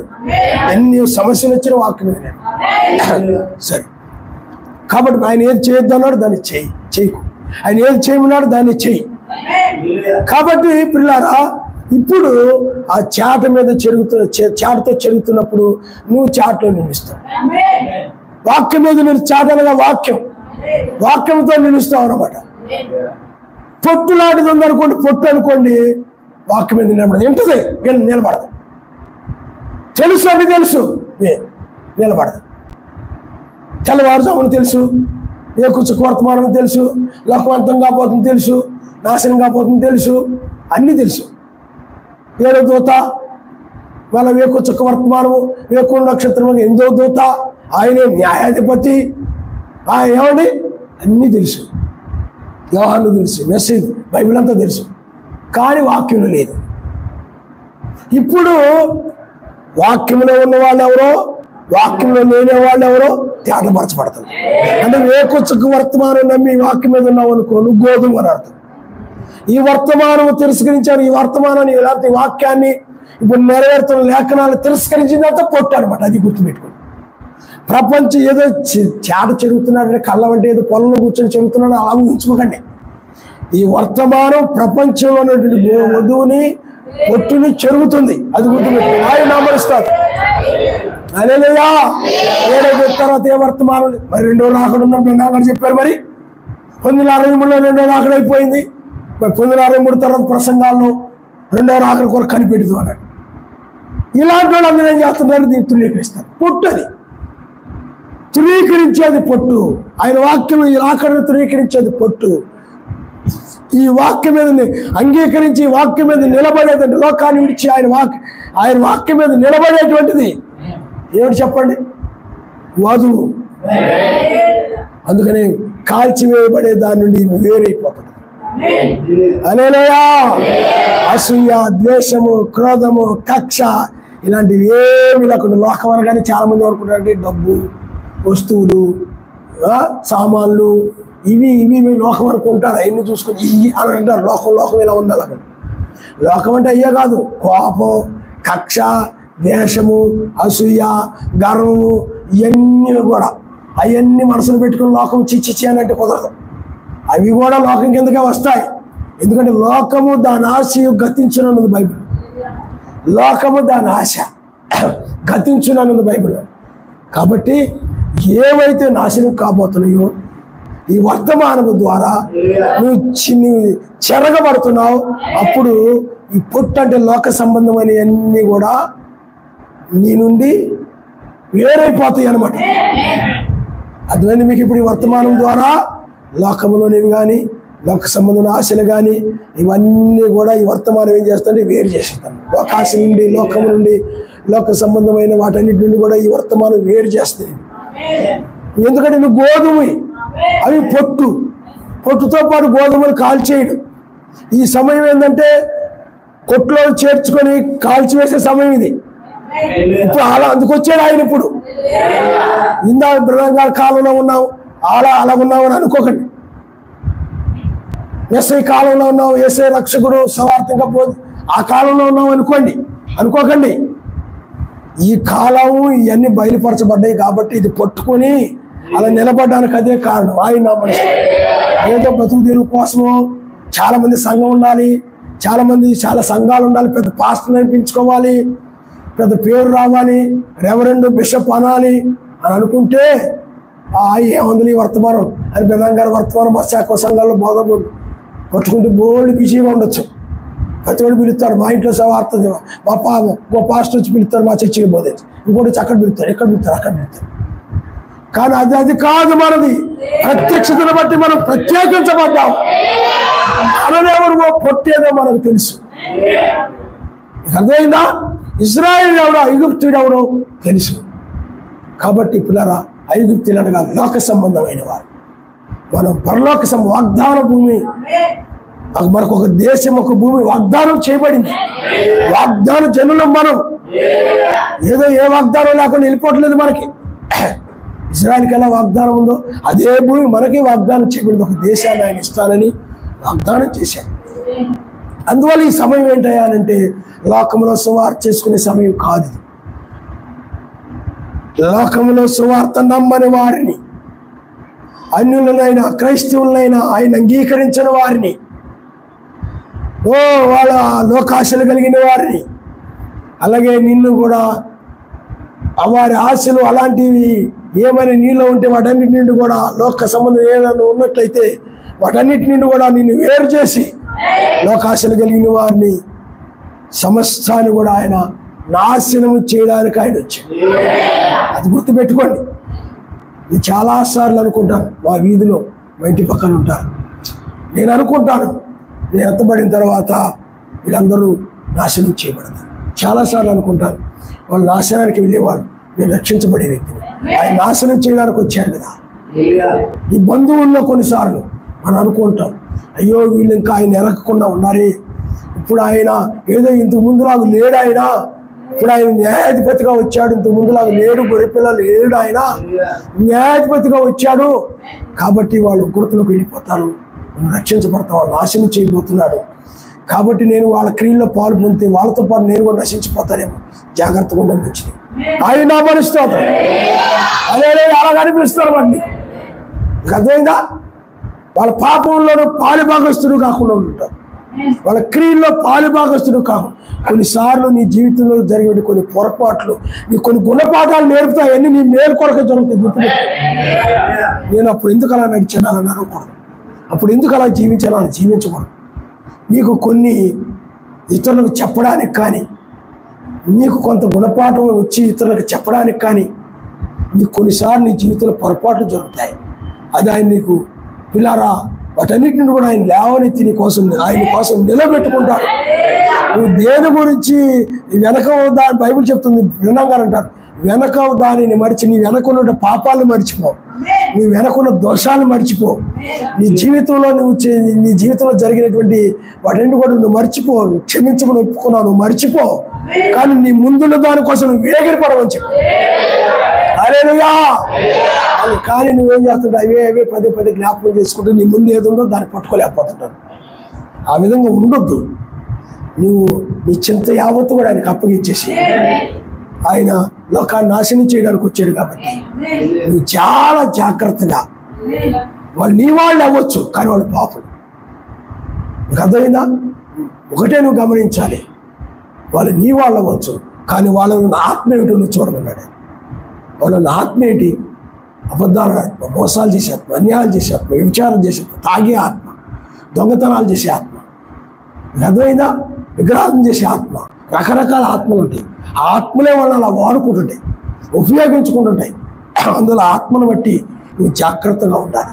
చివరి దినంలో లోకానికి జాగ్రత్త ఉంది. వర్తమానాన్ని బట్టి అలాంటి నీలో ఏమైనా విడిచిపెట్టేయా, వదిలేసిన ఆయన నీలో ఏమైనా దొంగతనాలు, మోసాలు, అన్యాయం, లోకాశం ఏమైనా ఉన్నట్లయితే అంతం చేయబోతున్నాడు బాబోయ్, నాశనం చేయబోతున్నాడు అని వర్తమానాన్ని భయపడి, ఇది కనుక నేను విడవకపోతే నేను ప్రమాదంలో పడిపోతానని భయపడి వదిలేయాలి వర్తమానాన్ని. ఈ వర్తమానం అది చేస్తానమాట. లోతు దినాల్లో నోహు దినాల్లో ఎలాగ జరిగిందో అలాగే ఈ లోకానికి జరగబోతుంది. దీన్ని విడవకపోతే నాకు ప్రమాదం, లోకస్తులతో పాటు నేను కూడా ప్రమాదంలో పడిపోతాననే భయం నీకు కలిగి ఈ వర్తమానాన్ని బట్టి లోకములు వాటి మీద మనస్సును వదిలిపెట్టేస్తాను. అర్థమైందా? ఇంక లోకంలో ఏ కనబడినా, నువ్వు ఒక స్థితికి వచ్చావు అనుకోండి, లోకంలో ఏ కనబడినా నీకు సమస్తము వ్యర్థం కింద కనపడింది. సమస్తము వ్యర్థము, వ్యర్థము ఆ విధంగా ఉంటుంది అనమాట. పిల్లారా మీరు చూడండి, మీరు గమనించాలి. మనం ఏమనుకో, మనకి ఆ యొక్క అనుభవానికి వచ్చినప్పుడు ఎలా ఉంటుందంటే, లోకంలో చాలామంది ప్రయాసపడి చాలా ఏదో ఆస్తిపరులై గొప్పలు అయిపోతూ ఉంటారు. మనం వాళ్ళని చూడగానే అనిపిస్తుంది లోకం అంతం కాబోతుంది, ఆయన నమ్ముకుంటే బాగుంది, ఎందుకు లోకం కోసం అలా పరిగెడుతున్నారు, వీళ్ళు వెర్రి వాళ్ళ అనిపిస్తారు, తెలివి తక్కువ వాళ్ళ కనపడతారు. మన వాళ్ళ దృష్టికి ఎలా కనపడతామంటే, ఏంట్రా ఇలా డెవలప్ అయిపోతుంది, అమెరికా డెవలప్ అయిపోతుంది, టెక్నాలజీ డెవలప్ అయిపోతుంది, ఎన్నో మార్పులు వచ్చేస్తున్నాయి, అవి చదివి ఈ చదివి ఇన్ని వేలు అన్ని లక్షల జీతాలు తీసుకుంటున్నారు సాఫ్ట్వేర్ కంపెనీల్లో, అలా డెవలప్ అయిపోయి ఫ్లైట్లో తిరగడం, కార్లో తిరగడం, మొబ్బాయికి ఎంత, మొబ్బాయి అలా కొన్నాడు, ఇలా కొన్నాడు, అలా ఇలా చెప్పుకుంటున్నా. ఈ దినాల్లో వీళ్ళేంట్రా అంతం కాబోతుంది, నాశనం కాబోతుంది, మధ్యాకాశం మేము ఆయన కలుసుకోబోతున్నాం, ఈ తెల్లవారుజాము అని చెప్తున్నారేంటి? వీళ్ళకి లోకాశలు కనపట్లేదు, ధనాపేక్షలు ఇప్పుడు మనం వాళ్ళకి ఎలా కనపడుతుంది, వేరే వాళ్ళ కింద కనపడతాను. లోతు సదుము గురించి వెళ్ళిపోతుంటే, లోతున ఏవయ్యా లోతు వెళ్ళిపోతుంటే సదుము గొప్ప నాశనంగా, ఏవయ్యా నీకెవరు పట్టిందా? ఎందుకు వెర్రోళ్ళ కింద చూశారు, లోతుకేమో వాళ్ళు వెర్రోళ్ళ కింద, తెలివి తక్కువ వాళ్ళ కింద కనపడతారు, మనం తెలివి తక్కువ వాళ్ళ కింద కనపడతాం. నిన్నంటారు ఏవయ్యా ఎంత చదువు చదివావు, యేసుప్రభు ఏంటయ్యా, చంద్రదూరు చదువుకొని ఎంత గొప్పలు అయిపోతాడు, నువ్వేంటయ్యా బాబు అనేవాళ్ళు ఉంటారు. నీకు అర్థమైందా? తెలివి తక్కువ, రాకనంటావు, ఎత్తబట్టం అంటావు, నాశనం కాబోతుంది అంటావు. నేను ఎవరితో మాట్లాడేప్పుడు ఇదే మాట్లాడతాను, ఎందుకంటే పరిచయం అలాంటిది. అదే అయ్యగారు వాళ్ళు ఉన్నారనుకోండి, 200 సంవత్సరాల క్రితం ఆయన వచ్చాడు, రక్తము కార్చాడు, నీకోసం మరణించాడు, నీకు ఆయన నామంలో పాపక్షమాపణ కలుగుతుంది. హల్లెలూయా. దేవుడు చెప్పండి, చెరుగుతున్నాడు, నేను లోకమును వేరు చేస్తున్నాడు, నీ హృదయాన్ని వేరు చేస్తున్నాడు. నీ హృదయంలో అలాంటి లోక ప్రేమ, లోకమును వాటిని ఆ ప్రేమను తీసివేస్తున్నాడు నీలో. ఆయన ప్రేమే నీలో ఉంది. ఆయన్నే నువ్వు ప్రేమిస్తావు. లోకములో వాటిని మీరు బైబిల్ చెప్తుంది, ఒకసారి మీరు చూడండి. అప్పుడు చెప్పాడు, ఇప్పుడు అది జరుగుతుంది. చూడండి ఒకసారి 1వ యోహాను. ఇప్పుడు క్రైస్తవులు ఈ మాటకు ఎంతో దూరం ఉన్నారు ఈనాడు.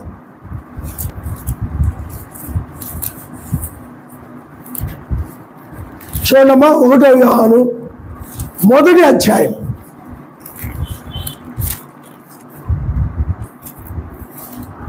చూడమ్మా 1వ అధ్యాయము 2వ అధ్యాయం. యోహాను రాసిన మొదటి పత్రిక 2వ అధ్యాయం. ఈ లోకములైన వాటిని ప్రేమించుకుని. లోకములో ఎన్ని కళ్ళు కనపడి, చెవులు కనపడి ఎన్నో లోకంలో ఉన్నాయి. వాటిని మీరు ప్రేమించొద్దు, బైబిల్ చెప్తుంది. మరి ఈనాడు ప్రేమించిన వాళ్ళు ఎవరు ఉన్నారు? వాటిని ప్రేమించే కొనుక్కున్నారు. అవసరమే కొనుక్కోవడం వేరు, ప్రేమించి కొనుక్కోవడం వేరు.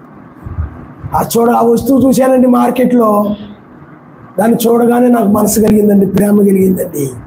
ఇప్పుడు అవసరం లేదు కదే, లేదు. నువ్వు ఎప్పుడు అంతే, నేను ఏ జరిగినా నువ్వు అలాగే అంటుంటావు అని ఏం చెప్తావు చెప్పండి? మీకు అర్థమైందా? ఎప్పుడు నీ దగ్గరకు వచ్చాక నువ్వు అన్ని బాగానే కొనుక్కుంటావు. నా దగ్గరకు వచ్చి నేను ఏది ఇష్టపడ్డానని బాగుందని అన్నాను అనుకో, అదే పెడతాను. ఏమండి? అలాగ ప్రేమతో కొనుక్కోవడం కాదు, ప్రేమించి కొనుక్కోవడం కాదు. లోకంలో ప్రేమించి కొనుక్కోవడం కాదు, అవసరము అని కొనుక్కోవాలి. ఆయన నా మనసుతో శరీరంలో ఉన్నాం కాబట్టి వస్తువులు అవసరం, కొనుక్కో. ఇంట్లో ఉన్నాయి కదే, లేదు నాకు అది నచ్చింది, డిజైన్ బాగుంది, దాన్ని డిజైన్ బాగున్నాయి, తలుకులు బాగున్నాయి, మెరుపులు బాగున్నాయి, ఇంతకుముందు చీరలు అవి లేవు, చాలా బాగుంది, అది నాకు అదే కావాలి. దాన్ని ప్రేమిస్తున్నావు. లోకములైన వాటిని నీలో ప్రేమ తీసివేసేది వర్తమానం. ఇప్పుడు పూర్తిగా ఆయన్ని ప్రేమిస్తావు అనమాట. అంటే ఇంక అన్నిటికంటే ఎక్కువగా ఆయన్ని ప్రేమిస్తాం. అందుకని బైబిల్ తర్వాత చదివమ్మా. లోకములో ఉన్న వాటిని ప్రేమింపుకుడి. ఎవరైనా లోకమును ప్రేమించినలా తండ్రి ప్రేమ వారిలో లోతుబారి చేసింది ఇదే. లోకమును వాటిని ప్రేమించగానే ఆ సరశక్తి ప్రేమ ఆమెలో వెళ్ళిపోయింది. ఆమెకు ఎప్పుడు ప్రేమ పోయిందో ఆమె భర్తకు లోబడి బయటికి రావట్లేదు. అర్థమైందా? లోబడి రావట్లేదు, వెలుపులకు రావట్లా. దాన్ని ప్రేమిస్తుంది. వాక్యాన్ని ప్రేమిస్తే లోబడి వచ్చేసేది, ఆయనతో పాటు వచ్చేసేది, పిల్లలతో పాటు వచ్చేసేది, రాలా. అందువల్ల అవసరం వేరు. మనం ఉన్న లోకంలో వస్తువులు ఉంటాయి, ఎన్ని ఉంటాయి, వాటి మీద మన ప్రేమే ఉంటుంది. మనదాన్ని మనం అనుకో, కానీ అవసరం. మరి శరీరంలో ఉన్నాం కదా, నాకేం అవసరం లేదు, నేనేం అలా కాదు, అడుగులు పో. ఏమవుతారు అడుగులు పోయి చెట్టు కింద కూర్చొని ముక్కు మూసుకొని ఈ లోకం వద్దు అనుకుంటే బైబిల్ అలా చెప్పిందా? ఈ లోకంలో మనం ఉండే లోకాన్ని మనం జయించాలి. ఆయన నా మనసు. అందుకని మీరు లోకంలో జయించి ఉన్నారు కనుక మీకు రాయిస్తున్నారు అన్నాడు. అడవిలోకి వెళ్ళిపోమని కాదు, ఈ లోకంలో ఉండే లోకంలో ఉన్న వాటిని ప్రేమించకుండా నువ్వు జీవించాలి. అది ఆ లోకంలో ఉంటే లోకంలో ఉన్న వాటిని నేను ప్రేమించకుండా ఉండలేకపోతున్నాను, నీలో ఆత్మ లేదు. అన్నింటిలో కూడా చాలా మంది గడ్డాలు మీసాలు పెంచేసుకొని రుద్రాక్ష మాలలు వేసుకొని చెట్లు కాయలు 5 అడవుల్లో కూర్చొని ఉంటారు, ముళ్ళ తప్పలో వాటిలో. నువ్వు కూడా అక్కడికి వెళ్ళిపోవడం బెస్ట్. వాళ్ళకి మాకు సంసారం వద్దు, జీవితం వద్దు, అదేం వద్దు, ఇదేం వద్దు, ఈ లోకం వద్దని అక్కడికి వెళ్ళిపోయి అక్కడ కూర్చొని ఉంటారు. కానీ అలా కాదు, ఇక్కడ వాక్యం కోసం నిలబడి నీవు ఈ లోకంలో ఉండే ఆ విధంగా నిలబడి ఉండాలి. కాబట్టి ఇప్పుడు మనం ఎక్కడున్నా చెప్పండి, గోధుమలో పొట్టు వేరు చేయబడి కాలములో ఉన్నాము. మన పునరుద్ధానము చెందే కాలము, విడవబడిన వాడు కాల్చివేయబడే కాలములో ఉన్నాము. మనం ఎత్తబడిన తర్వాత 3.5 సంవత్సరాలు అంటే 69 వారాలు అయిపోయాయి. 70వ వారంలో అర్ధవారం అయిపోయింది. ఇంకొక అర్ధవారం ఉంది కదా, 3.5 సంవత్సరం. ఆ అర్ధవారం ఏం చేస్తాడంటే మనల్ని పైకి తీసుకెళ్తాడు, మధ్యాకాశంలో ఉంచుతాడు. అందుకనే మధ్యాకాశంలో మనం ఆయన కలుసుకుంటాం. మహిమ స్వరూపి మన ప్రియాయి మధ్యాకాశానికే తెంచును. మహిమ స్వరూపి మన ప్రియాయి మధ్యాకాశానికే తెంచును. మహిమాన్వితుడే మరయాశువా మహితలమునకు ఏతించును. మహిమాన్వితుడే మరయాశువా మహితలమునకు ఏతించును. హల్లెలూయా. కాబట్టి పిల్లరా, లోకంలో ఉన్న మనుషులందరూ కూడా పొట్టి, సంఘాలన్నీ కూడా పొట్టి. నీ ఇంట్లో పొట్టు, నీ ఇంటి బయట ఉన్నది పొట్టే. నీవే గోధుమ గింజ అయ్యా. నిన్ను ఆయన పైకి తీసుకెళ్తాడు, ఈ పొట్టంతా కాల్చేస్తాడు. ఆయన నమ్మని వారు, ఆయన తిరస్కరించిన వారు పొట్టంతా. అందుకని బైబిల్ చెప్తుంది, మృతులు పాతి పెట్టుకొని నిన్ను. ఈ లోకంలో వాళ్ళందరూ కూడా మృతులే, కానీ నీవు సజీవుడు. సజీవులైన వారు కొనుకోబడతారు. అలాగే లోకంలో ఉన్నటువంటి మృతులైనటువంటి నీతిమంతులు వాళ్ళు ఎత్తబడతారు. ఈ మృతులైన వాడు పిలువబడుతుంటే ఆయన నమ్మని వారు ఆయన దృష్టికి మృతులు కాబట్టి వీళ్ళందరూ కూడా కాల్చివేయబడతారు. పొట్టు లోకము, వాళ్ళకి సంబంధించిన వాళ్ళు, వాళ్ళకి సంబంధించిన లోకం మరి ఇద్దే కదా. మరి వాళ్ళకి సంబంధించిన మనుషులు, లోకానికి సంబంధించిన మనుషులు లోకస్తులు అంటారు, భూ సంబంధమైన మనుషులు అంటారు. ఎందుకంటే ఈ లోకం అంతా వచ్చింది భూ సంబంధమైన భూమి నుండే వచ్చింది. మరి ఇటుకలు ఎలా వచ్చాయి? మట్టి నుండే. కిటికీలు చెక్కలు ఎలా వచ్చాయి? చెట్లు నుండే. అవునా? మనం కూడా ఎలా వచ్చాం? మట్టి నుండే తీయబడ్డాం. అందుకే మట్టిలో కలిసిపోతుంటాం. మనం మట్టిలో ఎన్ని ఆ యొక్క ఏవైతే ఉంటాయో మన శరీరంలో కూడా అన్నీ ఉంటాయి అన్నమాట. మట్టిలో ఉండేటువంటి యొక్క పొటాషియం, నత్రజని, ఇనుము అవన్నీ కూడా మన శరీరంలో కూడా ఉంటాయి.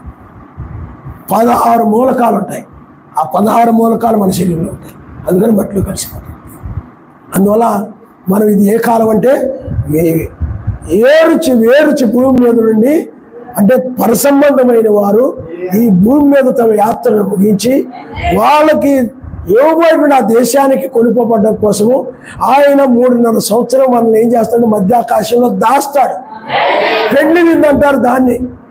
ఆయన ప్రపంచంలో అనేక మంది వస్తారు. అంటే మృతులు సజీవులు కలిపి అనేక మంది, రక్షించబడేది కొద్ది మందే. మృతులు అంటే 2000 సంవత్సరాలు చాలా మంది ఉన్నారు కదా. మరి వాళ్ళు మనము కలిసి మధ్యాకాశంలో అక్కడ ఆయన్ని కలుసుకుంటాం. ఆయనతో 3.5 సంవత్సరం ఉంటాం. అక్కడ 3.5 సంవత్సరం గడుపుతుంటాం. 7 సంఘకాలాలు, తెల్లవారుజాము, 3.5 సంవత్సరం పెళ్లి. ఇవి మనకు సంబంధించినవి. మరి 3.5 సంవత్సరం ఉంది కదా, 70వ వారంలో 3.5 సంవత్సరం అర్ధవారం ఉంది. అర్ధవారంలోనే సాతానుడు అంటే పోపు, వాడు అధికారం, ఒకే ప్రభుత్వం, ఒకే నాణ్యం, అంటే ఒకే రూపాయి, లేకపోతే ఒకే డబ్బు, ఈ విధంగా ఒకే మతం అవే వస్తాయి మనం ఎత్తబడిన తర్వాత. పోపు అధికారానికి వస్తాడు. ఎందుకంటే ఇప్పుడు శాంతి దూత అనుకుంటాడు. ఆడే రేపు మరణదూత కింద మారిపోతాడు. అన్ని సంఘాలను ఐక్యం చేస్తున్నాడు. ఇప్పుడు ఐక్య క్రిస్టమస్, ఐక్య ఆరాధన, ఐక్య ప్రార్థనలు. అందుకే సాతానుడు ఎప్పుడు కూడా గుంపు కావాలి, వాడు కలిపేసుకుంటాడు. ఆయన ఒకరైనా ఇద్దరైనా పరిశుద్ధులు కావాలంటే అందరూ గుంపు అవసరం లేదు, ఆయన పరిశుద్ధులు కావాలి. అందుకే మనం ఎత్తబడతాం. అక్కడ 3.5 సంవత్సరం ఉంటే భూమి మీద 3.5 సంవత్సరం యూదులతో మోషే, ఏలియా. అందుకని అది 70వ వారంలో చివరిది, 70వ వారం ముగింపది. 3.5 సంవత్సరము అంటే 7వ వారము 69, 7వ వారంలో అర్ధవారం. ఒక అర్ధవారమేమో మొదలు దాఖలు అయిపోయింది, ఇంకొక అర్ధవారమేమో మోషేలో వచ్చినప్పుడు వాళ్ళు వచ్చి మోషేలు ఏం చేస్తారంటే మెస్సీని గురించే బోధిస్తారు. మెస్సీని గురించి ఆయన ఎలాగా జన్మించాడు, ఎలాగ మరణించాడు, ఎలాగ తిరిగి లేచాడు, ఆయన చేసిన కార్యాలు, ఆయన వల్ల పాప క్షమాపణ కలుగుతుందని అప్పుడు ఆ విధంగా వాడు బోధిస్తారు. అపోస్తుల బోధే. బ్రహ్మం గారు, జాన్సన్ గారు అపోస్తులు ఏం బోధించారో అదే మోషేలో వాళ్ళు బోధిస్తారు. ఆ బోధించినప్పుడు అప్పుడు వాళ్ళకి మీద ఆయన కనికరం ఉంటుంది కాబట్టి వాళ్ళ కళ్ళు తెరవబడతాయి. ఎందుకంటే ఇప్పుడు వరకు కఠినపరిచాడు, ఆయన మూసేశాడు. ఇప్పుడు చేరబడినప్పుడు వాళ్ళు ఏం చేస్తారంటే, మేము అలా చేశారా మా వాళ్ళు, ఇలా చేసామా అని చెప్పి వాళ్ళు ఏం చేస్తారంటే ఆయన అలా సిలువ వేసి చంపినందుకు, ఆయన ఎవరో ఏదో ఆ విధంగా చేసినందుకు. ఎందుకంటే మనం ప్రతి కాలంలో ఆయన పంపించినప్పుడు ఆ వర్తమానుడు ఎవరో గుర్తించాలి, వాడి మీద ఏ అభిషేకం ఉందో మనం గుర్తించాలా. యోహాను దగ్గరికి వెళ్ళినప్పుడు అంటారు, నువ్వు ఎవరు అయ్యా, నువ్వు ఎవరివి అసలు అంటే, యోహాను అంటూ నేను అరణ్యంలో కేక శబ్దాలు అన్నాడు. నీకు అర్థమైనా? అలాగే మోషేలో వచ్చినప్పుడు గుర్తిస్తారు. వాళ్ళు గుర్తించి 1,44,000 మంది రక్షణ పొందుతారు. అంటే యోసేపుని ఎలాగైతే సహోదరులు అమ్మేసి మళ్ళీ తిరిగి కలుసుకున్నారు, సేమ్ అదే విధంగా కలుసుకుని ఏడ్చేస్తారు, రోధించేస్తారు, ఆయన చేతులు పట్టుకుంటారు, గాయాలు చూస్తారు. ఇవన్నీ చూసేసి అయ్యో మేము ఇంత ద్వేషించావా, ఇంత అసహించుకున్నావా, నిన్ను నీ పట్ల ఇంత కఠినంగా క్రూరంగా వ్యవహరించావా, ఇంత కోపంగా కక్షతో మేము చిలువ వేయాల్సింది కేకలేసావా, అయ్యో మేము చాలా భయంకరంగా వ్యవహరించామని చెప్పి వాళ్ళ క్రియలను బట్టి, వాళ్ళ మాటలను బట్టి, వాళ్ళ విధానాన్ని బట్టి అందరూ కూడా వాళ్ళందరూ కూడా ఏడ్చేస్తారన్నమాట. అందరూ 1,40,000. అప్పుడు తర్వాత పోపు ఏం చేస్తారంటే వాళ్ళని చంపేస్తారు. సాక్ష్యం చెప్పుడు ముగిగాని, ఎందుకంటే వాళ్ళ నాటి నగ్గిని బయలు వెళ్తుంది, నీరు రక్తంగా మార్చబడుతుంది, గోడగంటలు కలువురు కురవమంటే కురిస్తే వర్షం ఆగిపోతే అంత శక్తివంతులుగా ఉంటారు అన్నమాట వాళ్ళు. కానీ సాక్ష్యం చెప్పుడు ముగిగాని చెప్పే సమయం ఇంకా వాళ్ళకి ఇవ్వాల్సిన వర్తమానం అంతా ఇచ్చిన తర్వాత, చెప్పాల్సిందంతా చెప్పిన తర్వాత ఇంకా వర్తమానికులను ఏం చేస్తారంటే ఆయన తీసుకుంటారు. అంటే చంపబడతారు. చంపబడినప్పుడు ఆ శవాలు అలా పడి ఉంటాయి. చాలా మంది టీవీలో, సెల్ ఫోన్లో అలాగా చూస్తూ ఉంటారు. మీకు అర్థమైందా? చూస్తారు, తెలుసుకొని సంబరాలు చేసుకుంటారంట. ఎందుకంటే వాళ్ళ వలన మరి వర్షం ఆగిపోయింది, కురమంటే కురిసింది, ఇవన్నీ జరిగాయి కదా. మరి శ్రమలు వచ్చాయి, భయంకరమైన శ్రమలు ఇవన్నీ వచ్చాయి. భయంకరమైన శ్రమకాలం, సృష్టి ఆరంభంలో అలాంటి శ్రమలు రాలేదట. అంత భయంకరమైన పరిస్థితి భూమి మీదకి వస్తాయి. ఆ 3.5 సంవత్సరంలో వీళ్ళు రక్షించబడతారు. ఆ 3.5 సంవత్సరం ముగింపులో అప్పుడు ఆయన మధ్యాకాశం నుండి కింద మనల్ని వదిలిపెట్టి కిందకు వస్తాడు. అప్పుడే బయలుపరుచుకుంటాడనమాట. ఇందాక నేను చెప్పాను కదా, యోసేపు ఎలాగైతే సహోదరులు బయలుపరుచుకున్నాడు, ఆ విధంగా బయలుపరుచుకొని అప్పుడు వీళ్ళు ఆడవడం, మేము ఎందుకు ఇలా చేసావా, ఎందుకు ఉమ్మేసావా, ఎందుకు ఇలాగ చేసావా, చేసింది రోమీలే కానీ సైన్యమే, కానీ దానికి కారణం వీళ్ళే, ఇవన్నీ ఎందుకు జరిగాయా అని ఏడుస్తారు, ఒప్పుకుంటారు, రక్షించబడతారు. అప్పుడు మరలా ఆయన ఏం చేస్తాడంటే ఆ 3.5 సంవత్సరం అయిపోగానే మరలా మధ్యాకాశానికి వచ్చి మనతో పాటు వేల పరిశుద్ధులతో భూమి మీదకి వచ్చాడు. అప్పుడు మనం వాళ్ళతో పాటు వస్తాం. అదే ఆయన పొడిచిన వారిని చూస్తారంటది. అదే 3.5 సంవత్సరాలు అన్నీ జరుగుతాయి. 3.5 సంవత్సరాల కాలం, 3.5 సంవత్సరాలు ముగిగానే అర్మగెద్దాలు, అది 3వ ప్రపంచ యుద్ధం వస్తాయి. అలాగే వేల పరిస్థితులతో మనం వస్తుంటాం అనమాట. మనం చూసామనుకుంటారు, గ్రహాంతవాసం అనుకుంటారు అనమాట. మీకు అర్థమైందా? ఎందుకంటే మహిమ శరీరాల్లో ఉంటాం మనం. చాలా మంది మనం దూషించి వారు, హింసించిన వారందరూ కూడా వాళ్ళందరూ కూడా అతను నీతిమంతుడే ఒప్పుకుంటారు అన్నమాట. ఇప్పుడు ఒప్పుకోకపోయినా అప్పుడు ఒప్పుకుంటారు. అయితే అప్పుడు అక్కడ ఒక యుద్ధం జరుగుతుందని దాన్ని హెర్మగెద్దోను యుద్ధం అని అంటారు. కాబట్టి అప్పుడుతోటి 3.5 సంవత్సరం తర్వాత ఇది జరుగుతుంది. అక్కడ 1000 ఏళ్ల పాలన ఆరంభమవుతుంది.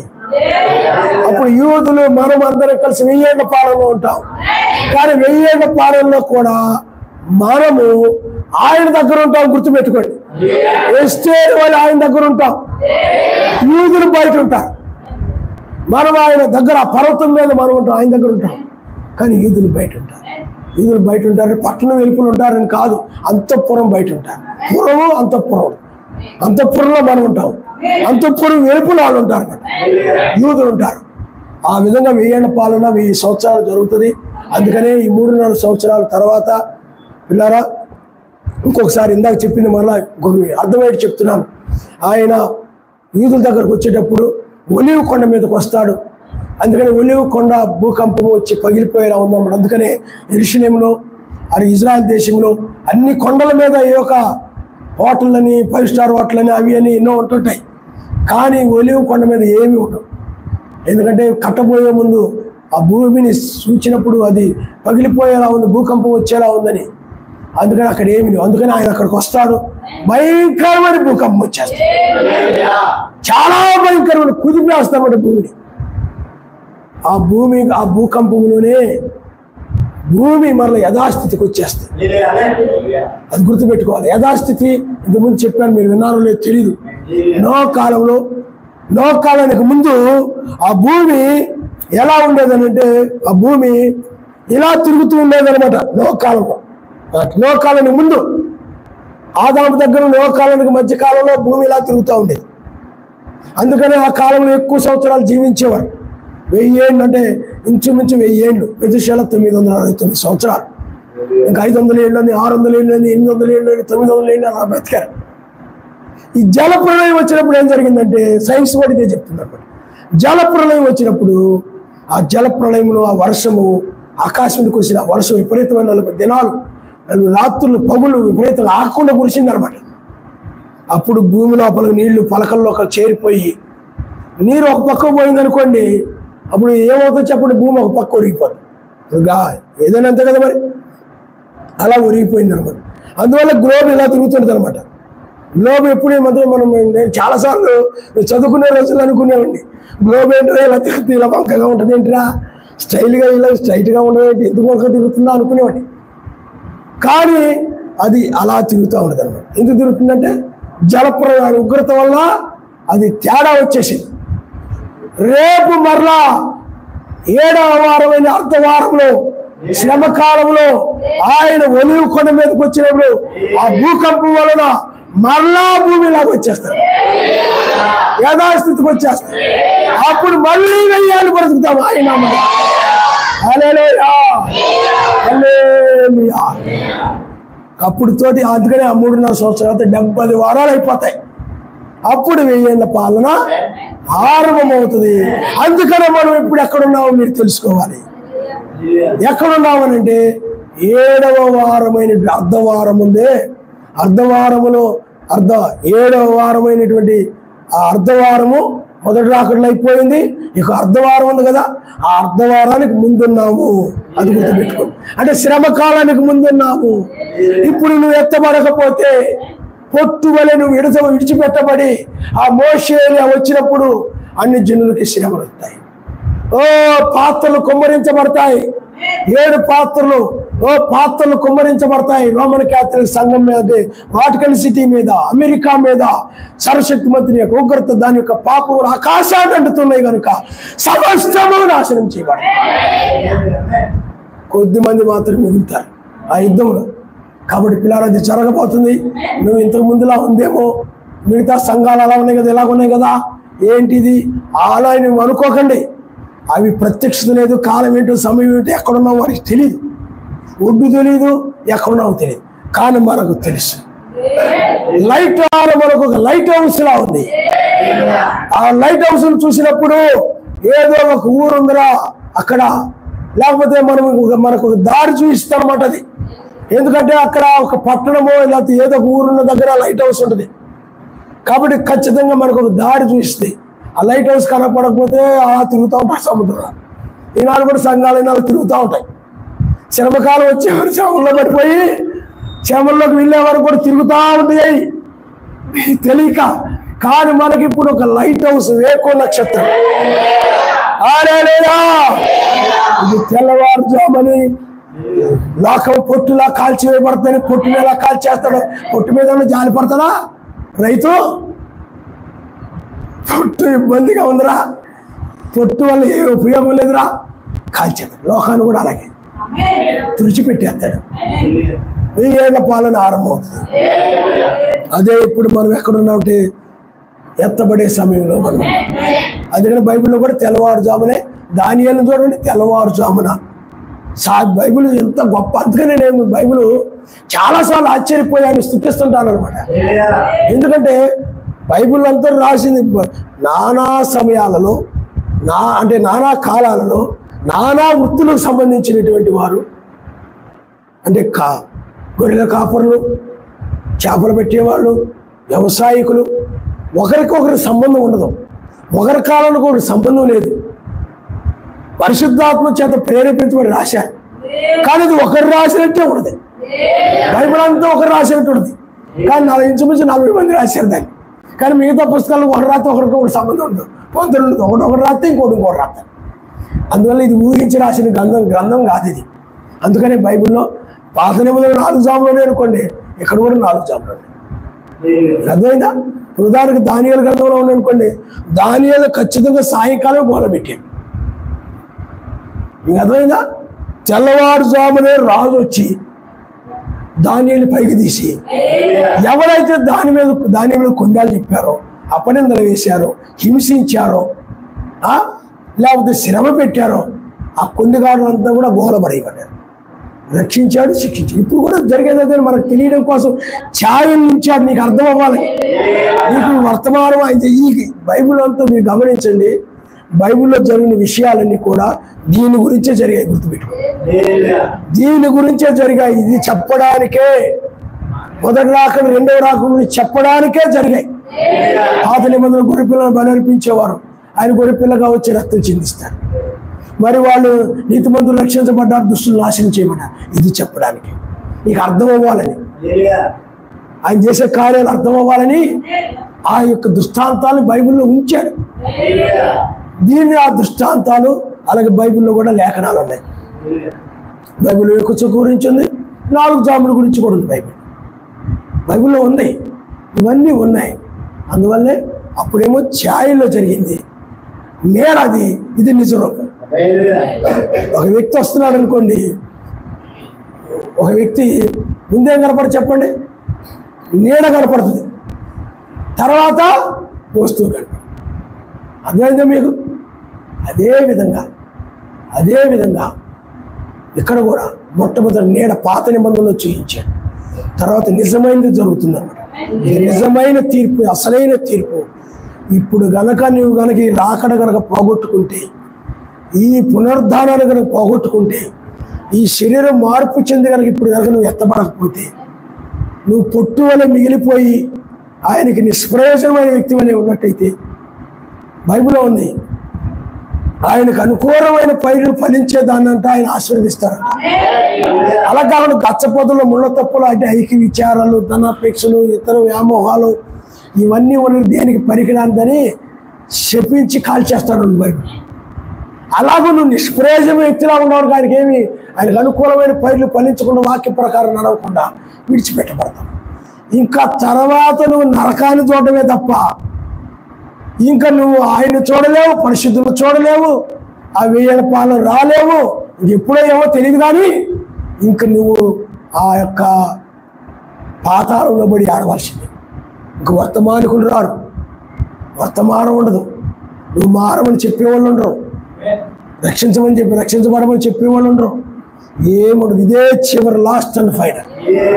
దీని తర్వాత ఎవరికి? 7వ వారం, అర్ధవారం యూదులకి. గుర్తుపెట్టుకోండి, ఆజ్ఞ బయలుదేరి దగ్గర నుండి మెసేజ్ సిలువేయబడే వరకు యూదులకే, మరలా తర్వాత మనకి. ఇప్పుడు మరలా యూదులకు రా, అందుకని యూదులతో తిరుగుతారు. ఇక మన వైపు ఉండడు. ఇదే చివరిగా మనతో మాట్లాడడం. ఇంక ఇది అయిపోయిన తర్వాత మధ్యాకాశంలోనే ఇక భూమి మీద యూదులతో మాట్లాడతాడు. అన్యుల ముఖము చూడడా ఆయన, అన్యులతో మాట్లాడ్డాయినా. ఎందుకంటే అన్యులకు మాత్రము 7 సంఘాలు 7 దూతలు వేకో నక్షత్రమే వాగ్దానం చేయబడింది. కానీ మోషే ఏలియా మాత్రం యూదులకే, నీతి సూర్యుడు మాత్రము యూదులకి, మనకి 1000 ఏళ్ళు ఆయన రాజ్యములో ఉంటాం, ఆయన మనల్ని ఏలుతారు. అది ఇద్దరికి వాగ్దానం చేయబడింది. 3వ రాకడ ఇద్దరికి,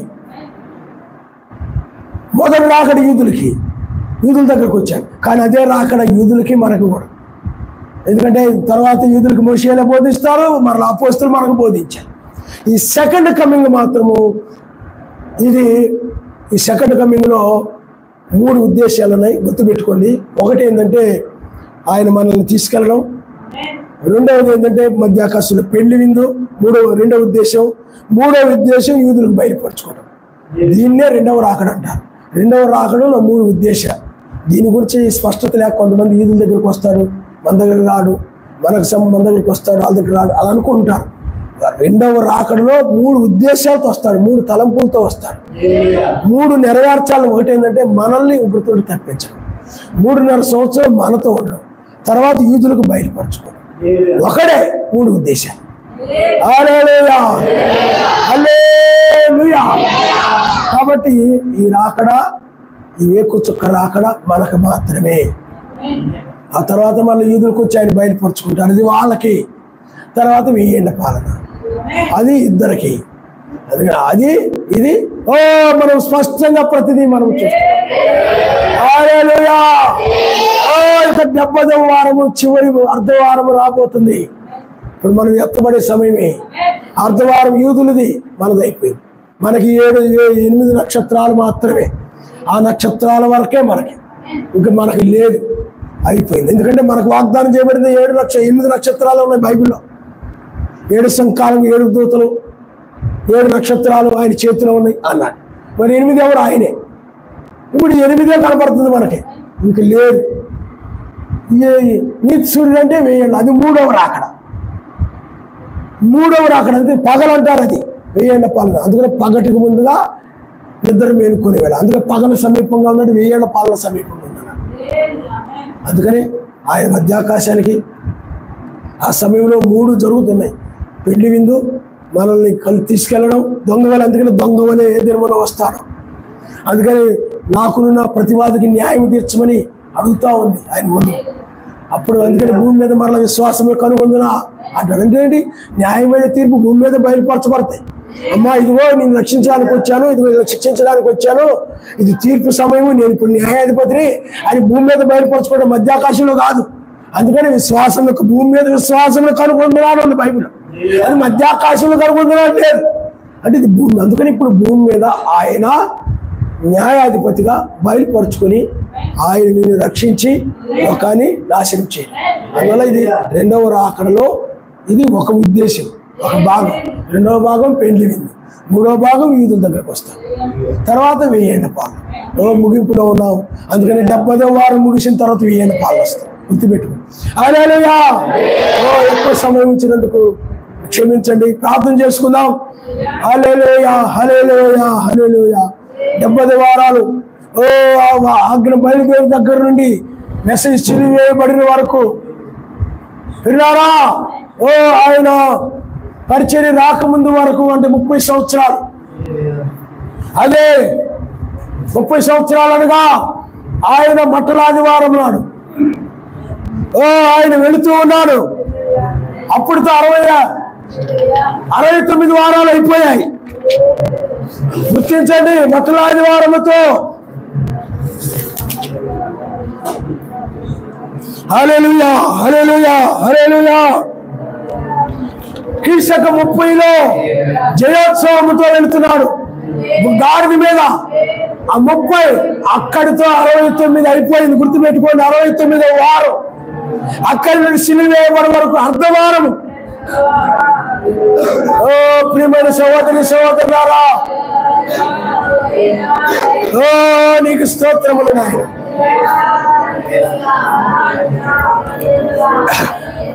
హల్లెలూయా, హల్లెలూయా, హల్లెలూయా.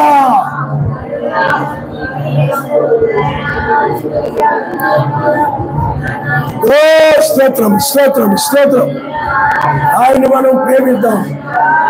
లోకంలో వాటి ప్రేమించొద్దు సుమా, నాది అనుకోవద్దు సుమా. సమయం అయిపోయింది. పునరుద్ధాన దినములో, పునరుద్ధాన జాములో ఉన్నాం. సాయంకాలంలో పునరుద్ధానం లేదు, అర్ధరాత్రి పునరుద్ధానం లేదు, కోడిపు సేవల్లో పునరుద్ధానం లేదు, తెల్లవారుజాములోనే. ఒకడు లోకమంతా సంపాదించుకొని దూర దేశానికి వెళ్ళి వ్యాపారం చేసి లాభము సంపాదించుకుందాము రండి చెప్పుకొని వారులారా, రేపేమి జరుగునో మీకు తెలియదు, కానీ మనకు తెలుసు. మనం ఎత్తబడిన తర్వాత రేపేమి జరగబోతుందో మిగతా సంఘాలకు తెలియదు. రేపేమి జరగబోతుందో ఆయన ఇప్పుడు చెరుగుతున్నాడనే విషయం వాళ్ళకి తెలియదు. పొట్టులో గోధుమగా నువ్వు పొట్టుగాను గోధుమగాను ఉండాలి. కానీ గోధుమగా ఉన్నట్లయితే నువ్వు ధన్యుడివే. పొట్టుగా ఉండొద్దు, లోక సంబంధిగా ఉండొద్దు, లోకాన్ని ప్రేమించే వ్యక్తిగా ఉండొద్దు. ఆయన్నే ప్రేమించు. పేతురు అంటున్నాడు, నువ్వు నన్ను ప్రేమిస్తున్నావా పేతురు? అయ్యా నీకు తెలుసు అంటున్నాడు పేతురు. నీవు ఎరుగుదు అయ్యా పేతురు, నువ్వు నన్ను ప్రేమిస్తున్నావా? అది నీకు తెలుసు ఆయన నేను ప్రేమిస్తున్నాను అనేది. అవును, నిన్ను కూడా ఆయన అడుగుతున్నా. లోకల్ సమయం అయిపోయింది, పొట్టు కాల్చివేసే సమయం వచ్చింది సుమా. నేను ఇంకా వాళ్ళతో ఉండాలి, లోకంతో ఉండాలి.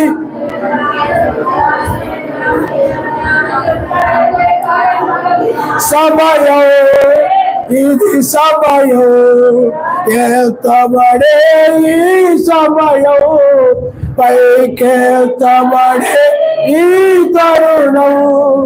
సమయం ఇది సమయం, ఎత్తబడే ఈ సమయం, పైకెత్తబడే ఈ తరుణం. హల్లెలూయా.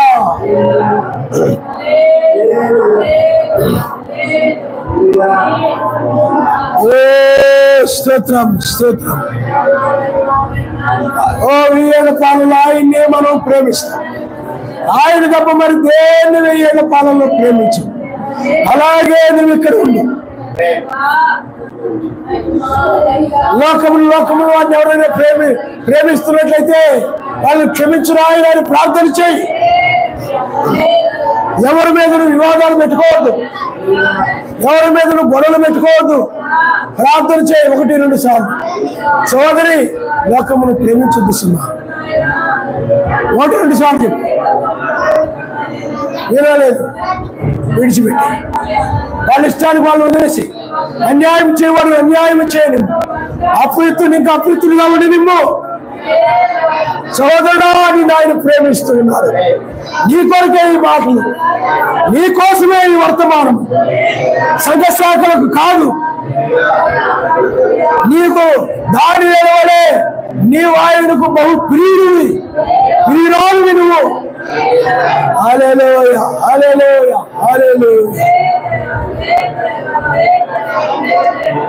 నువ్వు వినబడిన తర్వాత నీ డబ్బు, నీ పేరు, నీ డిగ్రీలు, నీ గొప్ప కాలేజీలు, లక్షలు కట్టి కాలేజీలో చదివిస్తావే, ఆ కాలేజీలు, ఆ ర్యాంకులు, వేల లక్షలాది జీతాలు, గొప్ప హోదాలు, పేరు ప్రఖ్యాతులు, లోక స్నేహితులు, లోక పలుకుబడి, లోక బంధువులు, ధనబలము, కులబలము, బంధుబలము, ఊరు బలము ఏమి నిన్ను రక్షించలేవు. ఇవన్నీ చూసుకొని నాకేం పర్వాలేదు అనుకుంటున్నావేమో. వీళ్ళందరూ ఉన్నారు, నాకేం పర్వాలేదు, డబ్బుంది నాకేం పర్వాలేదు, నాకు పెద్ద ఉద్యోగం ఉంది ఏం పర్వాలేదు, నాకు పెద్ద చదువులు చదివాను, నా పిల్లలు లేకపోతే నా కొడుకు లేకపోతే నా కూతురు పెద్ద కాలేజీలో చదువుతున్నారు, వాళ్ళు చదివిన తర్వాత ఉద్యోగాలు వస్తే నాకు ఏ బాధ ఉండదు, నాకేం పర్వాలేదు, ఈ లోకంలో వాటిని చూసి నాకేం పర్వాలేదు అనుకుంటున్నామేమో. అవేమి నిన్ను రక్షించవు. ఆయనే నీ రక్షకుడు, ఆయన్ని నమ్ముకో. ఇవన్నీ ఒక దినాన్ని వ్యర్థమైపోతాయి. ఇవి కొంతకాలమే, ఇవి శాశ్వతమైనవి కాదు. ఇవి నువ్వు వాడేవి, నువ్వు తినేవి, నువ్వు కలిగి ఉన్నవి ఈ శరీరంలో ఉన్నంత వరకు తాత్కాలికమైనవి, శాశ్వతమైనవి కాదు. శాశ్వతమైనది ఆయన వాక్యమే, శాశ్వతమైనది ఆయన రాజ్యమే. ఆయనే శాశ్వతముగా ఉండే రాజు. మనం ఆయన యొక్క ప్రజలమై ఉన్నాము.